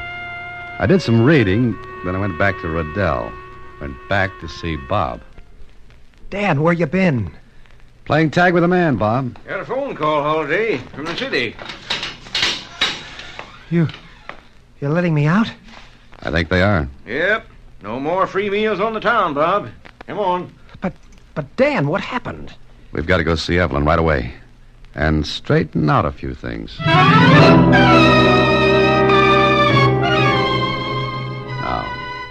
sit down. Both of you. Evelyn? Yes? I think I know the whole thing. Yes, I guess you do. What's everyone talking about? Why was I let out of jail? Because you didn't kill Macklin. And Professor Gardner didn't commit suicide. He didn't? Well, how do you know? He was killed. Look, Evelyn, Bob would have been convicted of Macklin's murder if I hadn't... Well, Bob, Professor Gardner was doing illicit diamond cutting. What? Yes, he had a perfect setup for it. The shop where he worked, cutting and polishing his mineral specimens. The stolen diamonds were sent to him. He recut and polished them so they could be offered for sale. Isn't that right, Evelyn? Yes. But Macklin... I think you'd better tell him, Evelyn. Ed Macklin found out. Then my uncle was killed. And Macklin knew why. You mean he threatened to expose your uncle if you didn't marry him? Yes. He wasn't sure until after Uncle Martin was killed. Killed by a hired killer. Hired by the man who was sending the diamonds to be recut. Professor Gardner was going to quit, but he received one last diamond. The biggest. He wanted more than his usual fee, or he would keep the diamond. But Evelyn, how does she come into it? Well, naturally, Evelyn wanted to protect her uncle's name, but Macklin's death prevented it. You see, Macklin found the big stone, and he was killed because he did.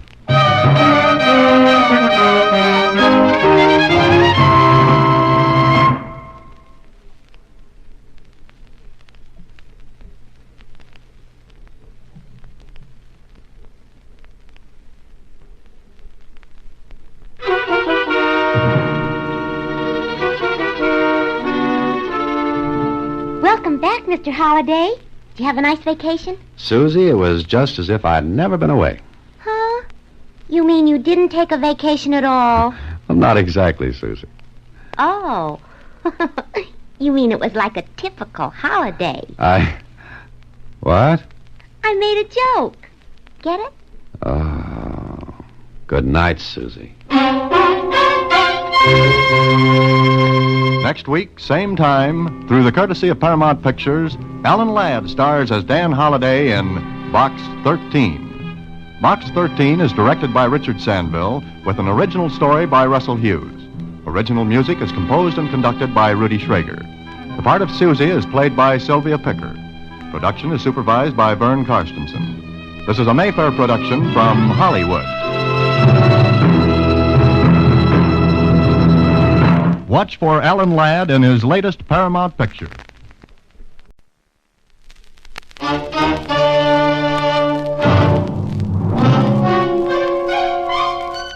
Box 13, with the star of Paramount Pictures, Alan Ladd, as Dan Holliday.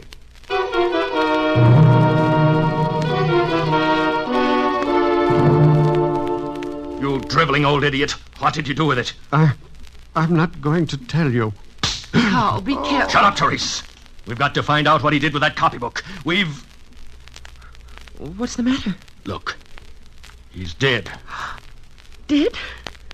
You killed him. Don't be stupid. He just died. There's no one can prove anything. Just keep your mouth shut and help me find out what he did with the copybook.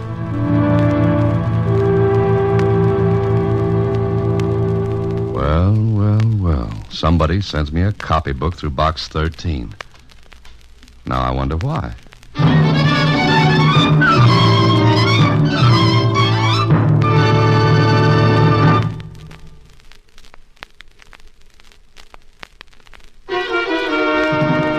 And now, back to Box 13 and Dan Holliday's newest adventure, The Sad Night.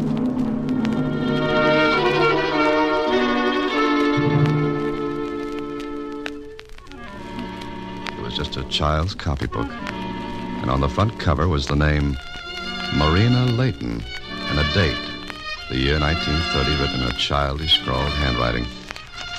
I riffled through the pages. There was nothing of interest, at least. That's the way it looked then. But Susie thought differently. Maybe it's some kind of a code, Mr. Holliday, like one to a buried treasure. Susie, with your imagination and my typewriter, we could go places. Well, gee, the Count of Monte Woolley found a buried treasure. That's Monte Cristo, Susie. Two different people. Well, they both had beards. Oh, look. Huh? What's that? It's a letter to Box 13. Listen. Box 13. A day or so ago, you may have received a child's copybook in the mail. If you did, I should appreciate it if you'd bring it to the address below. Yours truly, Therese Layton. Let me see that, Susie. Here. 6821 Lakeshore Boulevard. Swanky neighborhood. Are you going to take it back, Mr. Holliday? Oh, yes, Susie. If only to see how the other half lives. So I went to 6821 Lakeshore Boulevard. I tossed the copybook in the back seat of my car, and it bounced on the floor. Maybe I was thinking about anything but the book, for when I rang the doorbell of the big house, I suddenly remembered I'd left the book in the car. I just about started back down after it when the door opened. Yes? I'm looking for Teresa Layton. I'm Mrs. Layton. And you? Holliday. Dan Holliday. I'm sorry, Box 13. Oh, of course. Please come in, Mr. Holliday. In the library, please. Thank you. Won't you sit down, Mr. Holliday? Thanks very much. It's very kind of you to come all this way to return the book. You see, it belongs to my little girl, and I suppose she sent the book to you mischievously. Your little girl? Yes, Marina. Sometimes I think she's a problem child. Oh, really? How old is she, Mrs. Layton? 7. Did she tell you she sent the book to Box 13? Well, no, as a matter of fact, she wouldn't say. Then her father found a newspaper with an advertisement cut from it. And? We got hold of a paper with the same date and compared the page. Nice detective work, Mrs. Layton. I suppose all this uproar over a child's book seems, stupid, doesn't it? Oh, no, not at all. But there's one question I'd like to ask. Yes, Mr. Holliday? You say Marina's 7 years old? That's right. Why? There's a date in the book, 1930. It seems to have been written in the same hand as the rest. That date would make her quite a big little girl, wouldn't it? She put down that date, I suppose, not thinking. Oh, yes, of course. Where is she now, Mrs. Layton? She's dead, Mr. Holliday. Huh? Mr. Holliday, this is my husband, Carl. How do you do? I'm very happy to know you, Mr. Holliday. Do you have the book? You get right to the point, don't you? Mr. Holliday, our daughter Marina is dead. We want the book merely for sentimental reasons. Well, I could understand that if your wife hadn't, well... Lied to you? Bluntly, yes. Therese, dear, will you excuse us? Yes, I'll be upstairs. My wife isn't well, Mr. Holliday. It's not an easy thing for me to say, but she imagines our daughter is still alive. Look, Mr. Layton, if I'd ever written a story with as many holes in it as yours, I'd be laughed out of the writing game. What do you mean? Your wife says Marina sent me the book, yet you say Marina's dead. You know, you two should get together. All right, Mr. Holliday. How much do you want for the book? Oh, now we're getting someplace. What's it worth to you? 500. Oh? That's a lot of money for a child's copybook. You asked how much, and I told you. Now, may I have the book? I don't think so. It's worth nothing to you, Mr. Holliday. Believe me, it's worth absolutely nothing to you. All right, maybe I'm just curious. Tell me why you want the book, and maybe we'll do business. I can't tell you. Or you won't tell me. Is that it? I want that book. Now. I haven't got it with me. You're lying. All right, search me. I haven't got it with me. I forgot it. You're going to be difficult. Look, the book was sent to Box 13, obviously not by you, your wife, or your daughter. You found out it was sent when you traced my ad, right? All right, that means someone else sent it to me. I'll return the book when I find out who and why. Mr. Holliday, I'm going to get that book. All right. We'll play a game. Book. Who's got the book? Now, goodbye, Mr. Layton. Goodbye, Mr. Holliday. You can find your way out, I hope? I think so. Oh, anytime you want to tell me the reason behind all this, we may be able to do business. I think we'll do business, Mr. Holliday. Later.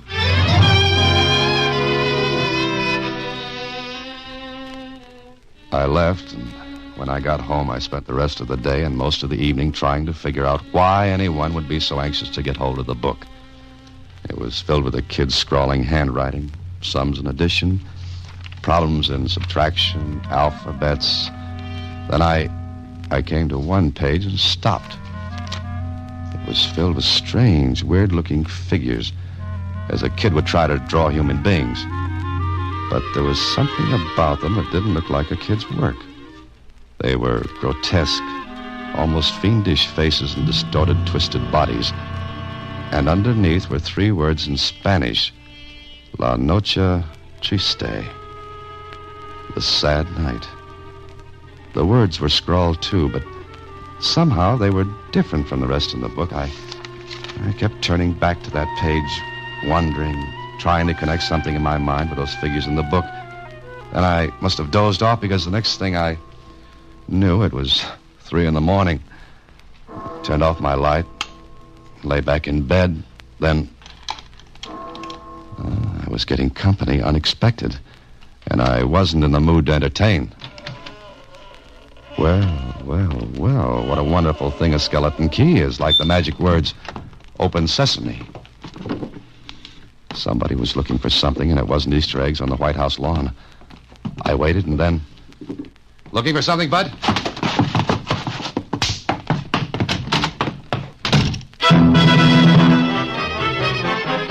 Whoever it was didn't wait for the floor show. I turned on the light. Yeah. He'd grabbed the book, but he had left a knife behind. One that I picked up with a handkerchief. If there were fingerprints, it would introduce me to the gent. And Kling could do me that favor. Got any idea who it was, Holliday? No, I haven't, Kling. We had our waltz in the dark. Oh, it must have been romantic. Oh, yes. I was overcome. Look, can you get prints off that knife handle? Seems to me you could pick an easier way of meeting people. Oh, I like the hard way. It makes for lasting friendships. Look, did he try to knife you? Well, I don't think he was doing KP with it. Why was he after you? He wasn't. Oh, I see. He breaks in at 3 a.m. You surprise him, he pulls a knife on you. But he wasn't after you. It was just a social call, or maybe he was a visiting nurse. Kling, will you see about those prints? Yeah. If you'll prefer charges. Maybe, but more important, he took something I want back. What? A child's copybook. A child... You know, Holliday, the more I see of you in this Box 13 gimmick you run, the more I believe in elves and pixies. Why did you have a child's copybook? I'm learning to write. You're going to keep this all to yourself, huh? Till I find out what it's all about. Okay. Well, from what you say about the cookie who disturbed your Betty by this morning, he might have a record. In that case, you can tell me who he is. You don't want me to pick him up? No, I'd rather have the pleasure. You see, he hung one on my chin. He hung one on here. All right. Come back in an hour.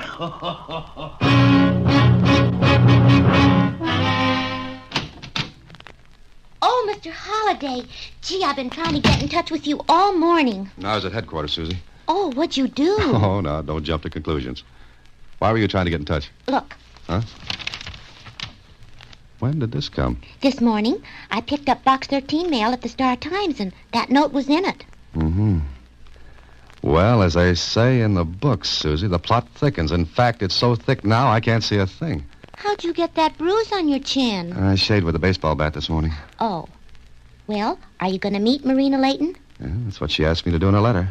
So if you want me, I'll be at... At where she says, the lobby of the Camden Hotel.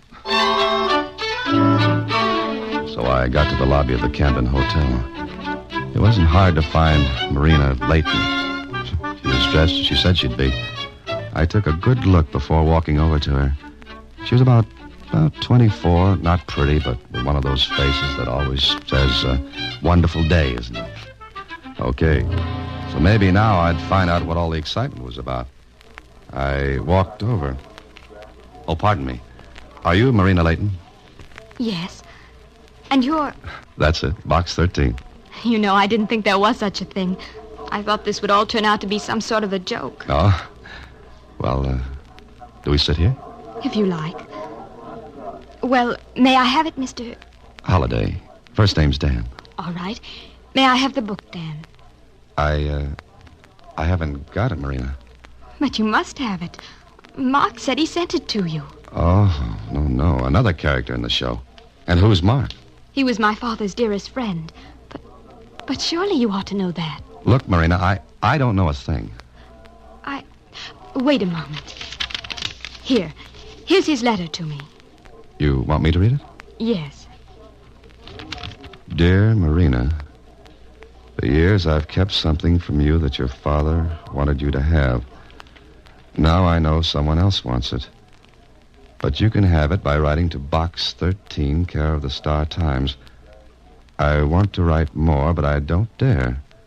Just remember, your own name is a clue. Love, Mark. Well? Well, what? If your father wanted you to have what he gave to this Mark, why didn't he try to get it from me? Who? Who tried to get what from you? Your father and mother, That's crazy. My mother died when I was born, and my father disappeared almost 5 years ago. Oh, now it begins to make some sense. Not much, but a little. What are you talking about? The character who said he was your father, he wanted that copybook of yours. He must have found out in some way that Mark had it. But who was the man? I don't know. He said he was your father. I don't understand all this. It makes two of us. But listen, What's the matter? How do I know you're Marina Layton? But I am. Yeah, I guess you are. Because since someone already took the copybook from me early this morning, it'd be a little senseless to try to get it this way. All right, Marina, what do you know about a copybook? Yours, with the date 1930 written in it. Copybook? Mine? But nothing at all. Huh? Oh, now, wait a minute. All this business has to mean something. Don't you even remember a copybook? I suppose I must have had one. Wait, of course. Black, ragged-looking, alphabets in it. That's it. Now, what about it? Oh, nothing. It was just an ordinary book. I scribbled in it, and... Did you say 1930? Well, yes, why? Because in 1930, I was with my father in Mexico. I had the book then because I was being tutored by Mark, and I used it for my lessons. Did you write anything in it that might be important? No, not a thing. Well, you must have. I didn't. Did you write the Spanish words, La Noche Triste? Why, that means the sad night. Yes, I know. Did you write them? No, I don't think so. Then your father must have. But why? Are you sure those words were in the book? Well, of course I am. Oh, would Mark know? Mark? Why, Mark's dead.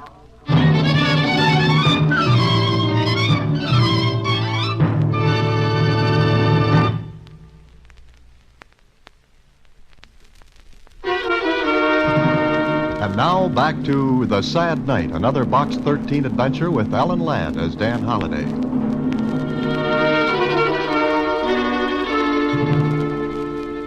We went to the place where Mark had lived. Yes, he was dead. Heart failure, the doctor said. But we learned something else. That he had had visitors the night he had died. And from the description of them, they could have only been the man and woman who posed as Marina's parents. And I learned a few things more from Marina. That her father was an archaeologist, and in 1930 he was excavating Aztec ruins outside Mexico City. It was on the way back to Kling's office in my car that she told me some more. Father disappeared in Brazil almost 5 years ago. Then the remains of his expedition were found. And your father? He died. But he left records, letters for the museum. And anything for you? No, nothing. Are you sure? Yes. Wrote letters to the museum, yet nothing for his daughter. Why do you say it like that? Doesn't it seem odd that he should leave letters and records for everyone but you? Yes, it does. There are a lot of things that seem odd. You wait here, Marina. I'll be right out.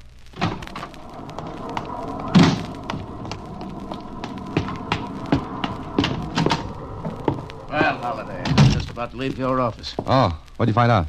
You were distinguished company this morning. Little Georgie Garson, strong man, general hoodlum. Well, I didn't think it was little Eva.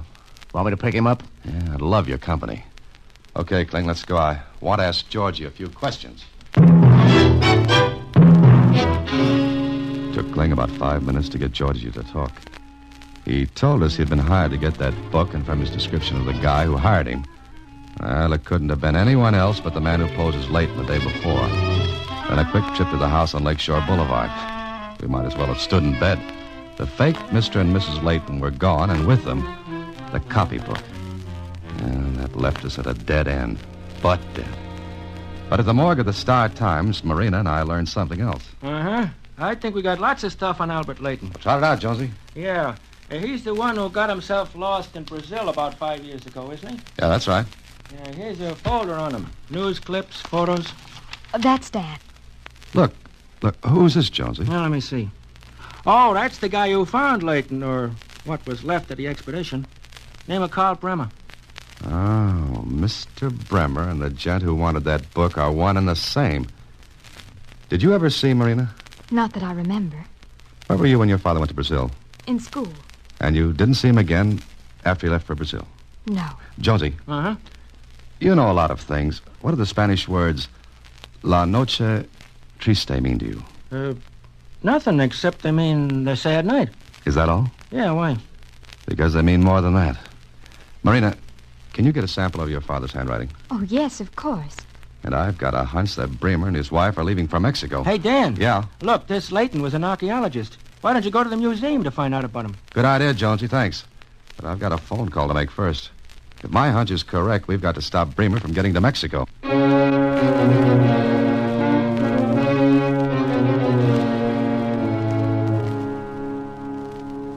Let me get this straight, Dan.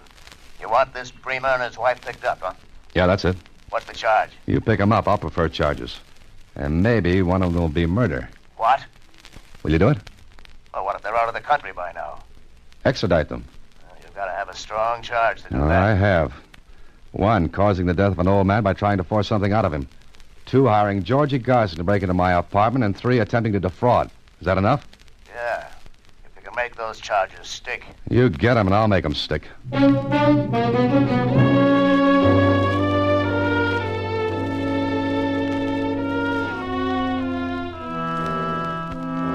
Marina got a sample of her father's handwriting. Is this what you wanted? You sure this is your father's handwriting? Of course. That's a letter from him, just before he left for the interior of Brazil. But the writing in the book, it was nothing like this. Well, maybe he didn't write it. He must have. Wait a minute. Mind if I write on the other side of this paper? No. Okay. Now watch. I'm right-handed. But suppose I write like this with my left hand. What's it look like? Just a scrawl. Sure, as a kid would write. As you would have written in 1930. But why would he have done that? To make it look as though you'd written it. Well, that doesn't make sense. It does make sense if you realize that your father had learned something that was big enough to make him want to hide it. And where would he hide it? in a place no one would ever think of looking for it. A kid's copybook. No, he kept his notebooks. Everything he did was in his own notes. But not this. You were with him in 1930. What was he doing? Oh, I told you, working on the Aztec ruins outside of Mexico City. And what did he find? His findings were published. The museum has the museum. What's the matter with me? Come on, Marina. Maybe we're getting someplace.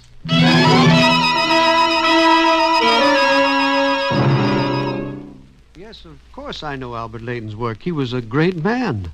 The world has lost a genius, Miss Layton. Too bad. Look, Mr. Dougal, we want you to help us. I'll do my best. You said over the phone that it was important. Had something to do with our Mexican antiquities here at the museum. Yes, that's right. What did Professor Layton send here? Well, come in here, into the Aztec room. I remember all these things. Of course, everything isn't here. The Mexican museums were given their share and... Oh, pardon me. Yeah? Look. What's the matter? Look on that far wall, those figures. Oh, yes. Well, they're only copies. Quite well done, of course. The original paintings were lost when the Spaniards destroyed the temples. The Aztecs were jealous and warlike people. Because on the far wall were the same figures I'd seen in that copybook. The same grotesque, weird figures with their twisted bodies and savage faces. There were 3 of them. Their painted eyes looked out at us, seemed to accuse us. I turned to the curator. Mr. Dougal. Yes, Mr. Holliday. What are those figures? Well, they're Aztec gods. The one over here in the upper left is Quetzalcoatl, supreme god of the Aztecs. The one in the upper right is Huitzilopochtli. He's one of my favorites, a god of war. The one at the base of the triangle is Tlaloc, god of rain. Marina, those were the figures in your copybook, and they were above the words La Noche Triste. But why? Why should Dad have done that? Mr. Dougal, what is that triangle? Well, where each of those figures is painted was a temple long ago destroyed by the Spaniards under Cortez. In the center was one of the causeways that led to Tenochtitlan. That's today's Mexico City. It was over that causeway that the Spaniards made their escape on La Noche Triste. La Noche Triste. Look, sit down, Mr. Dougal. I want you to tell me a lot more. The curator talked for an hour. And what he told Marina and me all added up. The copybook, the figures of those old Aztec gods. Oh, Marina's father had something all right. And he hid it in that copybook. No wonder Bremer wanted it. No wonder old Mark had kept it, and the whole thing made a story that went back over 400 years. A story of greed and bloodshed. One that reached out to touch me, Marina, old Mark, Bremer, all of us. Later in Kling's office, facing the Bremers, with Marina sitting there, too. All right, Holliday. Let's have it. First, I'll take that copybook, Bremer. All right. What good will it do you? None. And it wouldn't have done you any good either. What do you mean? You caused the death of one man to get this. Another man, famous, respected, lost his head and tried to keep what he had found. But it wouldn't have done your father any good either, Marina. No, I know. What's the story, Dan? Well, it really begins, Kling, when Bremer found the remains of the Layton expedition in Brazil. He found letters, records. He brought some of them back with him, but some he didn't. That right, Bremer? You know everything. You tell it. Thank you, I will. One of the letters was to Marina. Marina, whose name is the same as the Indian girl who was Cortez's consort. That was the one you kept, Bremer. A letter telling Marina about the copybook and what it contained. All right. What is it, Holliday? Let's go back to July 1st, 1520, to Hernan Cortez and his army. The army that marched through Mexico and destroyed the Aztec Empire. That's got something to do with all this? Everything. On that night, the Aztecs rose up in fury against the Spaniards. They had thought Cortez and his men were gods, but they'd found out differently. They determined to drive the Spaniards out forever. The Spaniards took all the gold they could carry. The Aztecs went after them. They trapped Cortez and his army on one of the causeways that led to the city. The causeways were narrow. There were thousands of Indians in canoes. All night long the battle went on until in the morning 450 of the Spaniards were dead and thousands of Aztecs. But Cortez and a remnant of his army escaped, got to the mainland. And the copybook? Those 3 words, La Noche Triste, the sad night. are written into Mexican history as the night Cortez and his army and the Aztecs fought and killed each other until the canals were choked with them. The gold the Spaniards took with them did them no good. They couldn't fight with it or eat it. So sobbing and screaming, they dumped the treasure into the waters of the canal, and it sank into the mud of the bottom. It's never been found. Marina's father thought he had located it. But look. Here's a map of modern Mexico City, where the causeways once ran. There are streets and houses, so you see, no one will ever find that gold. And maybe it's just as well. It's too red with blood to be of any use to anyone.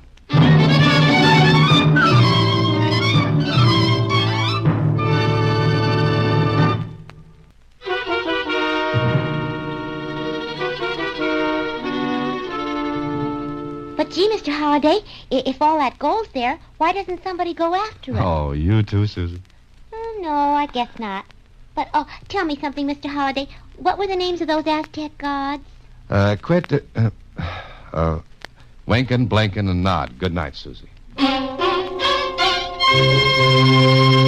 Next week, same time, through the courtesy of Paramount Pictures, Alan Ladd stars as Dan Holliday in Box 13.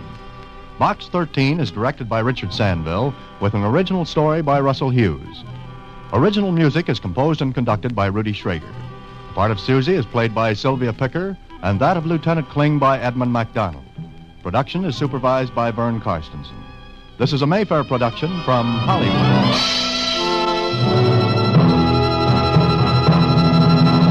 Watch for Alan Ladd in his latest Paramount picture.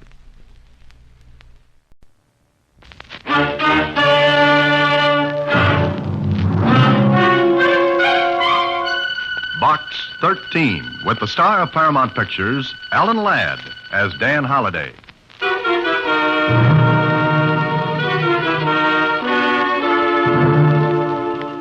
Take a letter, Miss Jordan. To Box 13, care of the Star Times. I'll need your help. I dare not go to the police for reasons I'll explain when you see me. Please come to my office in the security building. Please come to my office in the security building, signed Douglas McIntosh. Not much of a letter, but then, as the proverb says, great oaks from little acorns grow. And before this was over, the acorn grew into a large, large oak.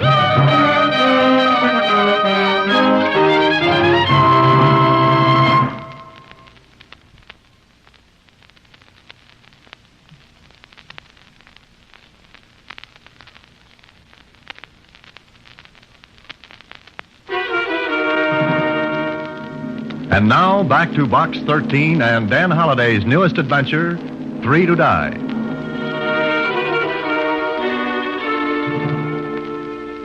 Douglas McIntosh. That's a Scotch name, isn't it? Ah, you can smell the heather, Susie. Wonder what he wants. Well, if this man is the same McIntosh I looked up, he's building that new tunnel under the river.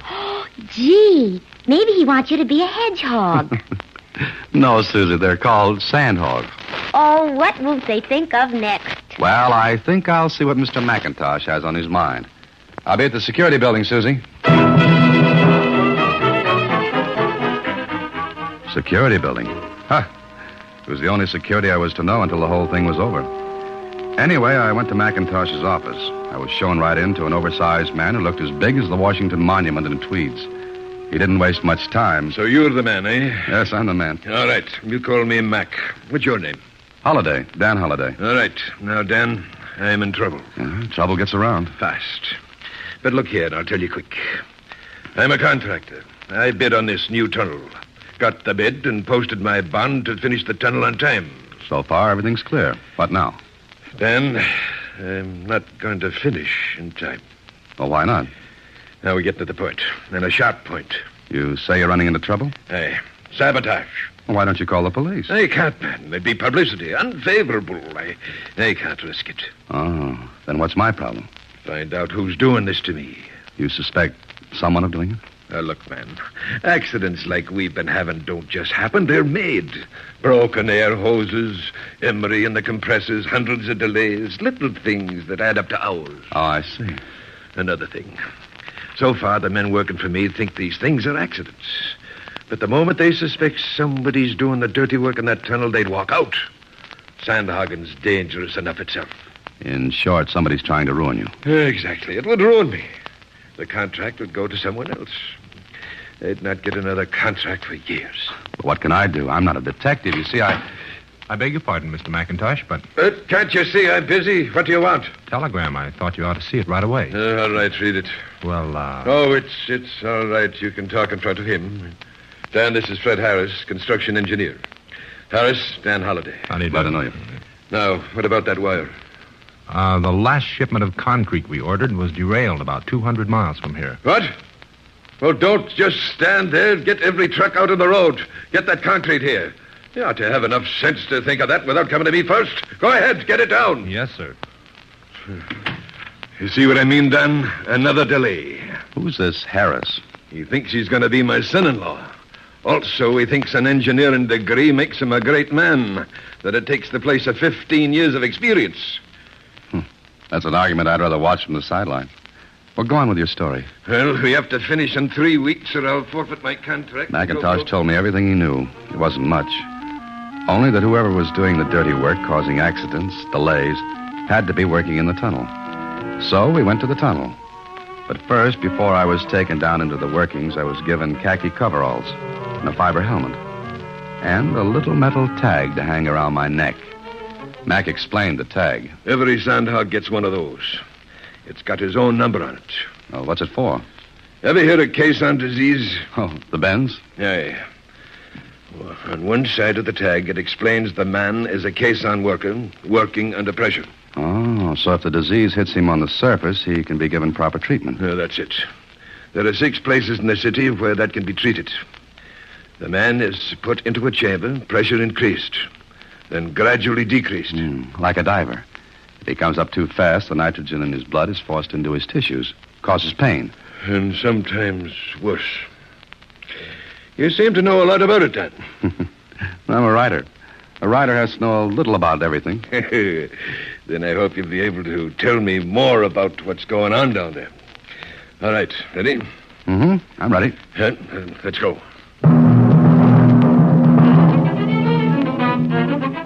Together, Mac and I rode one of the hoists down into the workings. My ears began to pop from the pressure, and I swallowed hard to keep them open.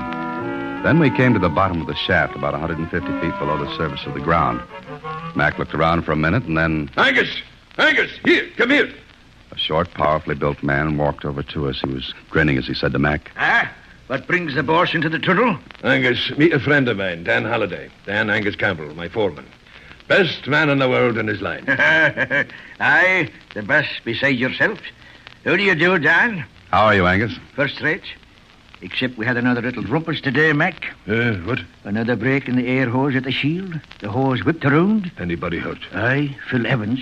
Hose got him right in the middle. He's done for this job. Won't work for a month. Broken ribs. Another one. Aye. You visiting us here, Dan? Well, you might call it that. Dan's a writer, doing a story on sand hogging. Wants atmosphere. You'll get it here. You want to see the works? Now show him around, Angus, and be careful of him. Don't you worry, Mac. Good. I'll go back to the office now. Come back there when you finish, Dan. Oh, sure. Oh, it's got him worried, Dan. And little wonder. Every penny he stands to lose. Every penny. That bad, huh? Worse. And if I ever catch the one that's doing it, I'll whip him around with me bare hands. You and Mac seem to be good friends, huh? I started together 30 years ago in Scotland. Uh-huh. Well, time's fleeting. Want to show me around? Sure. Let's get going. I followed Angus into a big airlock. It was a reinforced concrete compartment with double steel doors. As one door closed behind us, the pressure was built up to equal that in the tunnel. It built gradually. But I knew what would happen if it went down fast. Caisson disease. That terrible, racking pain. Brother, I had a lot of respect for the men who worked down there day after day, taking risks, big chances every time they descended into the workings. Then he opened another steel door, and Angus and I were in the tunnel itself.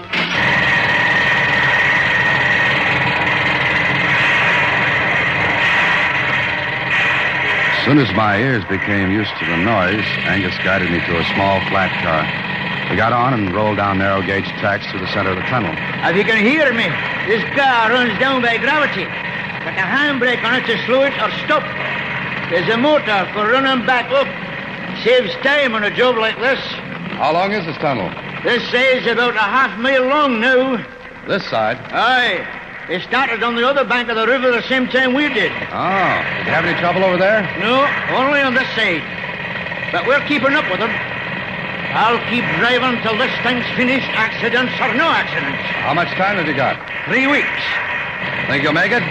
We've got to, or Mac stands to lose every nick. Look, there's the end of the track. I looked ahead. A tremendous scaffold rose into the air. Men covered it like ants, working with pneumatic drills, shovels, wheelbarrows. Dump trucks ran back and forth, filled with the mud and shale dug out of the wall of earth that lay ahead. I looked up, and I felt a little funny when I realized that right over my head was the river, and lots of clean, fresh air, while down here was nothing but the deafening noise of the hammers, and the thought that death worked right next to every one of these men. Angus noticed me gazing up at the scaffold. First time you ever saw anything like this, eh? Yes. What holds all that mud back? That shield and compressed air. Air? Just air holding back the river? Aye. You see, compressed air here in the tunnel is built up to a pressure equal to the pressure that's shoving down from above. Oh, in other words, if the pressure outside this tunnel is, 45 pounds per square inch, that's the pressure in here. Right.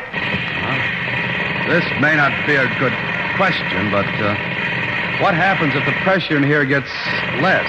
We'd be crushed to jelly. Nice thought. That's no all. There's always the danger of a blowout. What's that? Sometimes we hit a weak spot in the riverbed. The bed won't take all the pressure we got in here. And you get a blowout, like a tire blowing out. Aye. The men, machinery, equipment all blown to the surface of the river and into the air. Has that ever happened? Aye.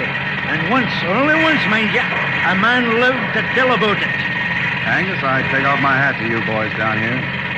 1 million people drive through tunnels every day. Yet maybe not 1 in 100 stops to think how the tunnel was built. And what it cost. Not only in money, but in injury, in death. When a man takes to sandhogging, he takes to the dangers too, only. Only what? We've only got the half crew working today. Oh? Why? 2 men have been killed. Nobody wants to be the third. Superstition? Maybe. But lots of the men are staying home until the third's, what I said. Angus showed me the whole thing. Oh, there were a million ways in which someone could sabotage the works. Break an air hose, tamper with the compressed air gauges, lots of ways. Then later, Angus took me to a complicated affair. It was like an elevator cage. In fact, it was an elevator, as Angus explained. This is the latest thing. Combination elevator and decompression chamber. Hop in, we'll go back up.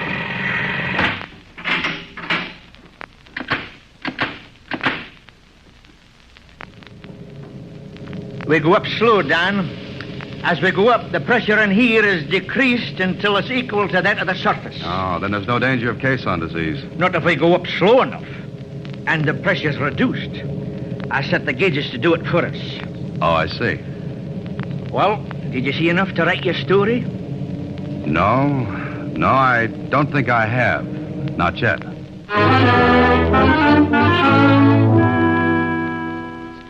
So, you didn't see anything, Dan? Of course not, Mac. How could I? I was hoping you might get an idea. Yeah, but I didn't. You going back again? What could I find?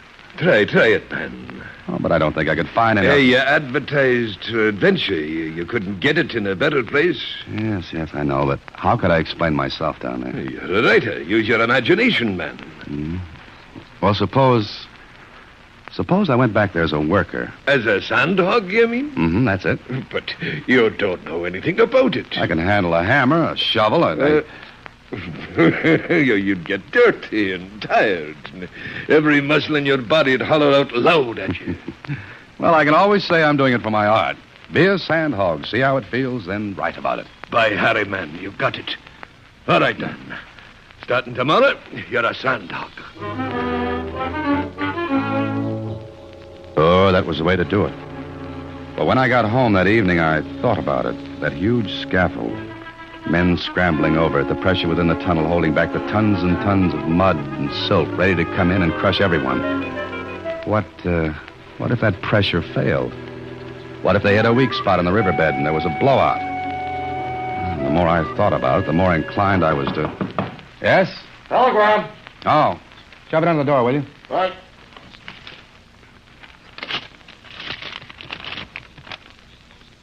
Oh. And what a telegram. It read, "Save for the fact that I don't want more bloodshed, you'd have gotten yours today. Stay away from the tunnel, or you'll be the third to die."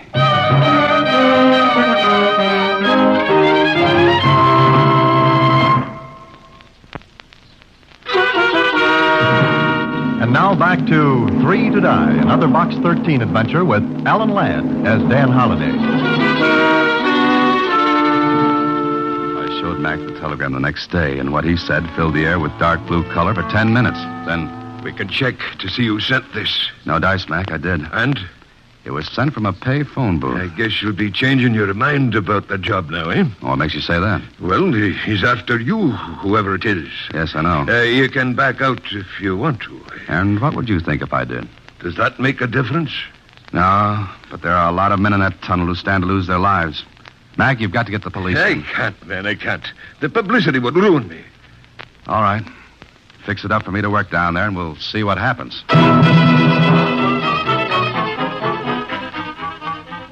Okay, so I became a sandhog. For 3 days, I used muscles that thought they'd gone on a permanent vacation.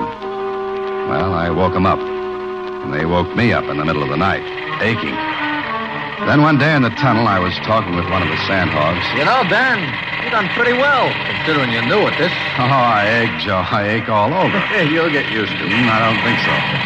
But, Joe, tell me something. Sure, what? What about these accidents down here? Oh, them. What about them? Well, maybe they're just part of the job. Well, what do you think? Well, some of them weren't just like accidents, that's all. I mean, well, like a hose break. 2 guys been killed. And what? Look out! Hey, you all right? Yeah. Yeah, okay. You? I had to shove you, Dan. That car would have clipped you in half. Yeah. Look into the decompression chamber. Huh? Harris? Yeah, Harris. Oh. See what I mean? That car didn't look like no accident. Thanks, Joe. And this is one time I can honestly say I was glad I was shoved. That's okay. You know something? You were almost the third to die. Before leaving the tunnel, I ran down to the spot where that car had hit the stop bump at the end of the track. It was wrecked. But in the wreckage, I found something.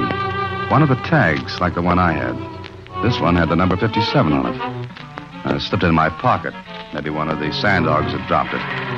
Then, just as I was about to step into the decompression chamber, Angus Campbell came up to me and... Your shift's going off, Don? Yeah, I'm finished for the day. Almost in more ways than one. Huh? What do you mean?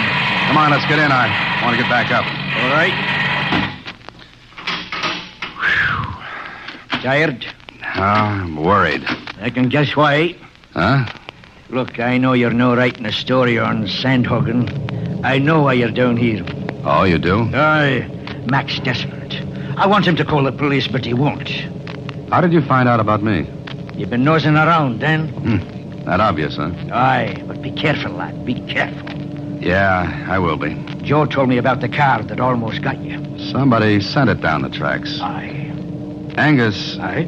You've been with Mac a long time. 30 years. 30 years. Good ones, bad ones. And yet you stay with a job. I could have a top job on the surface. I see. Angus, got any idea who's doing all this? No. Harris? Huh? Why him? Mac doesn't like you. Ah, talk sense, Dan. What point in Harris's ruining his own father-in-law? Father-in-law-to-be, Angus. Still no point? Then how about the protection insurance to cover the completion bond? Huh? You mean Mac might be doing this himself to get the insurance? Yeah, This could be. No, lad. The insurance wouldn't half cover the loss. No, that's no it. And why? I wish I knew. Competitors, do you think? Who are they? Brill and Company. But no, they wouldn't. They'd be too easy to find out. Men got a habit of talking. And talk gets around. No, Dan, that's no them. Then who and why? And why did someone try to kill me today? You get the answers to those things, Dan, and you'll have the whole thing. Well, we're up at the top.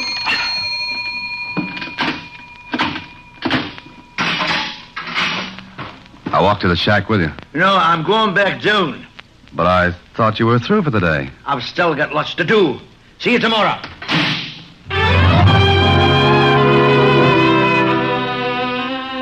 What Angus said made sense. Couldn't be Mac's competitors, because I checked. They'd been in business a long time, had plenty of money behind them.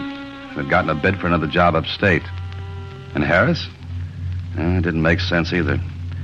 If he was going to be Mac's son-in-law, it just didn't wash that he'd be sabotaging Mac. So I changed clothes, thought a lot, and then went home.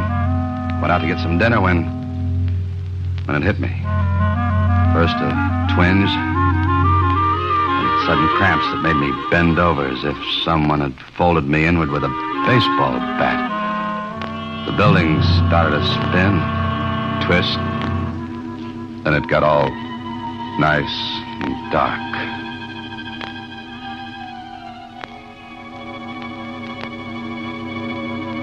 There you are. You're all right now. I know this isn't very original, but where am I? Take a deep breath. That's it. Feel better? Lots. What happened? Couldn't have been anything I ate. You had the bends. The bends? Mm-hmm. The tag around your neck tipped us off you were suffering from caisson disease. So we put you in the chamber. Come on, get up. We may need this chamber for someone else any minute. You make it sound as bad as the housing situation. Yes, it is, but you're all right now. Next time, don't come up so fast. But I didn't come up fast. Yes? Nothing. Nothing at all. Thanks a million, Doctor.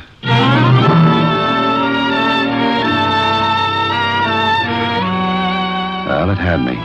Good. I knew I came up slowly. Angus had been with me.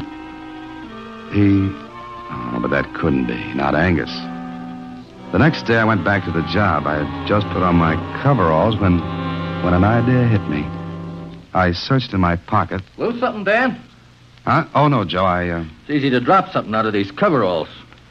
What's the number of your tag, Joe? Tag? Oh, the one we all wear in case we get the bends on top?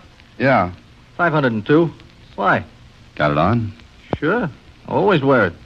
Here it is. Uh-huh. Why? What are you getting at? I don't know. Listen, I'm going back for something I forgot. I'll be a little late on the job. Tell the section boss for me, will you? Sure. Where you going? You're all hepped up. Yeah. I guess I am, Joe. I'll be back. I went to see Mac. Told him he'd have to go into the tunnel that day and supervise operations. He thought I was crazy. Me? What for? To force your opponents into the open where we can get a shot at them for a change. I don't get this. Look, they're going after you, but by accidents. Things like that. So? But if you're in the workings, they might be tempted to wreck the entire tunnel with one stroke. You mean by going after me? That's it. You want me to lead with my chin like that? I'll call the whole thing off first. Lose the contracts. Money isn't everything. Exactly. You're right. But men have been killed down there. You've got to think of their lives, too. I do. Then get down with me. End this once and for all. Force them into the open. You're going, too? Yeah, because I've got an idea. But I can't prove a thing until we see the last play.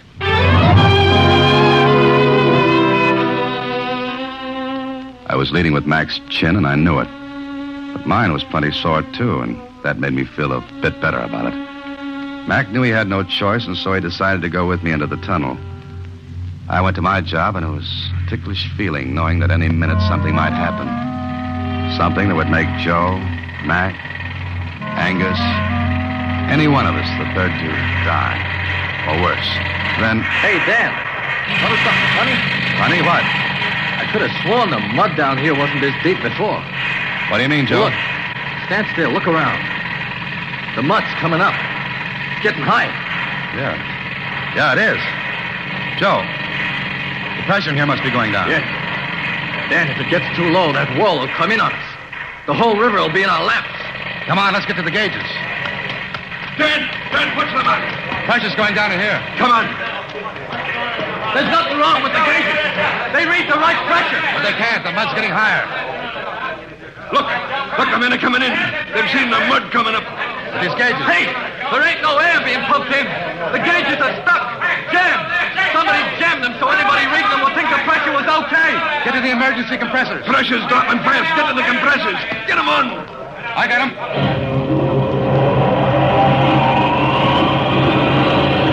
Watch the gauges. We're getting pressure now. What's the matter? What happened? Angus, somebody jammed the pressure gauges to make it look like we had enough in here. Jammed? Well, save for those emergency compressors, we'd have been done for. What did you say, Angus? I said the emergency compressors. You said save for the emergency. Save for. Funny way of putting it, Angus. Either in words or on a telegram. What's the matter with you? Where's your tag? Huh? Right here? Yes, with a new chain. So is your tag I picked up in that cart yesterday. The cart that almost killed me. You're crazy. And you weren't anywhere around a minute ago. I was coming in here. Dan, what you trying to say? There's your saboteur. Man, you're crazy. Stark raving crazy. Yeah? And you went back down yesterday to decompress yourself after I left the chamber. You didn't turn on the decompression valve for me on the way up. You're crazy, man. Not crazy, Angus, because you were the only one who could have played that trick on me. Get me out of the way by failing to turn on the decompression valve. You and I were the only ones in that chamber. Hey, he's running back to the shield. Get him. Get him before he gets the compressors. He'll wreck him. Got him, Dan! Good. Dan, I never can thank you enough. But to think that after 30 years, Angus would ever do a thing like this. Mac, don't waste time even thinking about it. Let's go finish this tunnel instead.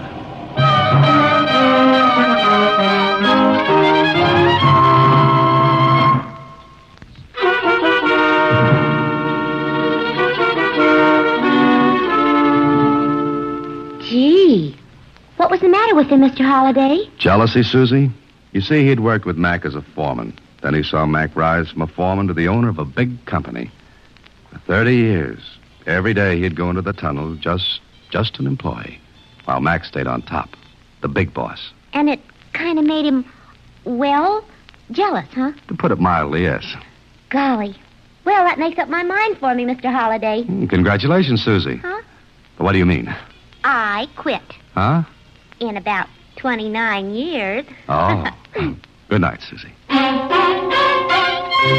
Next week, same time, through the courtesy of Paramount Pictures, Alan Ladd stars as Dan Holliday in Box 13. Box 13 is directed by Richard Sandville. Three to Die is an original story by Mr. Sandville, adapted for radio by Russell Hughes. Original music is composed and conducted by Rudy Schrager. The part of Susie is played by Sylvia Picker. Production is supervised by Vern Karstensen. This is a Mayfair production from Hollywood. Watch for Alan Ladd in his latest Paramount picture.